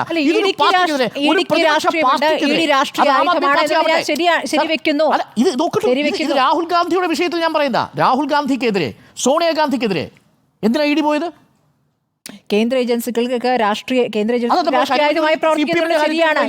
ഞാൻ ഈ കേസിന്റെ വ്യത്യാസമായി പറയുന്ന ഒറ്റ കാര്യമേ ഉള്ളൂ. ഇവിടെ പാർട്ടി പ്രവർത്തകരും പാർട്ടിയിലെ സാധാരണക്കാരായ അണികളും ജനങ്ങളും തന്നെയാണ് പരാതി നൽകിയത്. ഈ ഒരു യാഥാർത്ഥ്യം അവിടെ നിൽക്കുന്നു. അല്ല, ആ യാഥാർത്ഥ്യത്തെ തള്ളിക്കളയുന്നില്ല. കരിവന്നൂർ എന്ന് പറയുന്നത് ഒരു എന്താ പറയുന്നത് ഏറ്റവും അപകടകരമായ ഒരു പ്രവണതയാണ് സഹകരണ രംഗത്ത് എന്ന കാര്യത്തിൽ ആർക്കാ സംശയം? ആ കാര്യത്തിനകത്ത് CPMന് ഒരു പങ്കാളിത്തമുണ്ട് എന്ന കാര്യത്തിലും സംശയമില്ലെന്നേ. അവിടെ പ്രശ്നം എന്ന് വെച്ചാൽ ഇപ്പൊ ഞാൻ പറയട്ടെ, ആ ഭരണസമിതി ഒന്ന് എടുത്തു നോക്കിയാൽ അന്ന് ഈ തട്ടിപ്പ് നടക്കുന്ന സമയത്ത് അരുണെ അവിടെ ഉണ്ടായിരുന്ന ബിജു കിരൺ എന്ന് പറയുന്ന ബിജു കരീം ഈ പൊറത്താശ്ശേരി ലോക്കൽ കമ്മിറ്റി അംഗമാണ് കേട്ടോ. അതുപോലെ അന്നത്തെ സെക്രട്ടറി ആയിരുന്ന T Sunilkumar Karuvannur local committee അംഗമാണ്. ഈ രീതിയിൽ പാർട്ടിയുമായി ബന്ധപ്പെട്ടിട്ടുള്ള ആളുകൾ തന്നെയാണ് അവിടെ ഈ തട്ടിപ്പിന് നേതൃത്വം കൊടുത്തിട്ടുള്ളതും തട്ടിപ്പ് നടത്തിയിട്ടുള്ളതും. അവരൊക്കെ ശിക്ഷിക്കപ്പെടുകയും പുറത്താക്കപ്പെടുകയും ചെയ്തിട്ടുണ്ട്. പ്രശ്നം എന്താണെന്ന് വെച്ചാൽ ആ കാര്യത്തിനകത്ത് CPM-ന്റെ ഭാഗത്തു നിന്ന് വീഴ്ച വന്നിട്ടുണ്ടെങ്കിൽ അത് 2016 മുതൽ ഈ വിഷയം പാർട്ടിക്കകത്ത് ഉന്നയിക്കപ്പെടുന്നുണ്ട്. പിന്നെ നേരത്തെ നമ്മൾ സൂചിപ്പിച്ചതുപോലെ PK ഷാജന്റെയും PK ബിജുവിൻ്റെയും നേതൃത്വത്തിൽ ഒരു അന്വേഷണം നടക്കുന്നുണ്ട്. അതിൻ്റെ ഭാഗമായിട്ടൊരു നടപടി ഉണ്ടാകുന്നുണ്ടല്ലോ. തൃശ്ശൂർ ജില്ലാ കമ്മിറ്റി അംഗമായ CK ചന്ദ്രനെ ഒരു വർഷത്തേക്ക് സസ്പെൻഡ് ചെയ്യുന്നുണ്ട്. അതാ MM വർഗീസ് നേരിട്ട് വന്ന് മാധ്യമങ്ങളെ അറിയിക്കുക. അന്ന് MM വർഗീസ് വന്ന് നേരിട്ട് മാധ്യമങ്ങളെ അറിയിക്കുന്നു. അയാളുടെ ഭാഗത്തുനിന്ന് ജാഗ്രത കുറവുണ്ടായി, വീഴ്ചയുണ്ടായി. ഇത് പക്ഷേ കണ്ടിന്യൂ ചെയ്തു. ഇവിടെ ഇതിന് തടയിടാൻ കഴിഞ്ഞില്ല, അല്ലെങ്കിൽ ഇതിൻ്റെ ഉത്തരവാദിത്തപ്പെട്ട ആളുകളെ ഏതെങ്കിലുമൊക്കെ രീതിയിൽ സംരക്ഷിക്കാൻ ശ്രമിച്ചിട്ടുണ്ടോ? ഉണ്ടെങ്കിൽ അതൊരു വലിയ പ്രശ്നം തന്നെയാണ്. അവിടെയൊന്നും ഒരു വിട്ടുവീഴ്ചയും നമ്മുടെ നിലപാടിലില്ല. ഇവിടെ ചർച്ച ചെയ്തുകൊണ്ടിരിക്കുന്ന വിഷയം എന്ന് പറയുന്നത് ഈ പറയുന്ന 77 ലക്ഷം രൂപ, ഈ 77 ലക്ഷം രൂപ, 63 ലക്ഷം രൂപ ഈ പറയുന്ന കരുവന്നൂർ സഹകരണ ബാങ്കിൽ നിന്ന് കട്ടുകൊണ്ടുപോയി CPM അയുക്തിയതയില്ലേ? ഇതിനകത്ത് യൂണിയൻ ബാങ്കിൽ ഇട്ടിരിക്കുന്ന പണമുണ്ട്, ബാങ്ക് ഓഫ് ഇന്ത്യയിൽ ഇട്ടിരിക്കുന്ന പണമുണ്ട്, കരുവന്നൂരിൽ ഇട്ടിരിക്കുന്ന പണമുണ്ട്. ഇതാണ് കള്ളപ്പണമായി വന്നിരിക്കുന്നത്. ആ ലോജിക്ക് എനിക്ക് ഇനിയും മനസ്സിലാവുന്നില്ല ഉണ്ണി ബാലകൃഷ്ണൻ. സാധാരണക്കാരന് മനസ്സിലാവില്ല. എങ്ങനെയാ പാർട്ടിയുടെ പേരിലേക്ക് ഒരു കള്ളപ്പണം വരുന്നത്? അതായത് ഞാൻ ഉണ്ടാക്കിയ എൻ്റെ കള്ളപ്പണം ഞാൻ കരുവന്നൂരിലെ ബാങ്കിൽ കൊണ്ടിടുന്നു. ബാങ്കിൽ കൊണ്ടിട്ട് കള്ളപ്പണമാണല്ലോ, ടാക്സ് കൊടുക്കണ്ട എന്നുള്ളതാണ് രീതി. പക്ഷേ അത് മാറി. ഇപ്പോൾ KYC വേണം.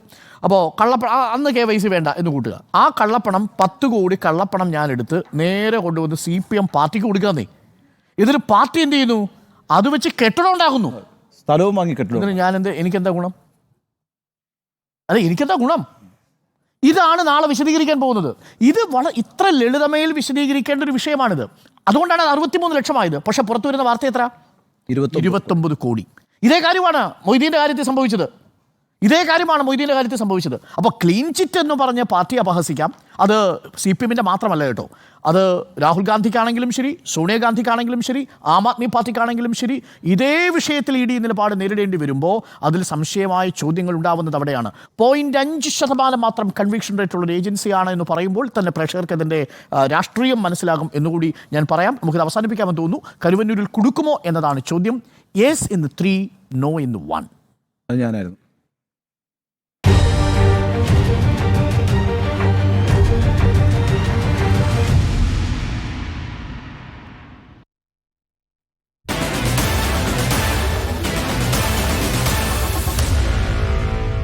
Meet the editors.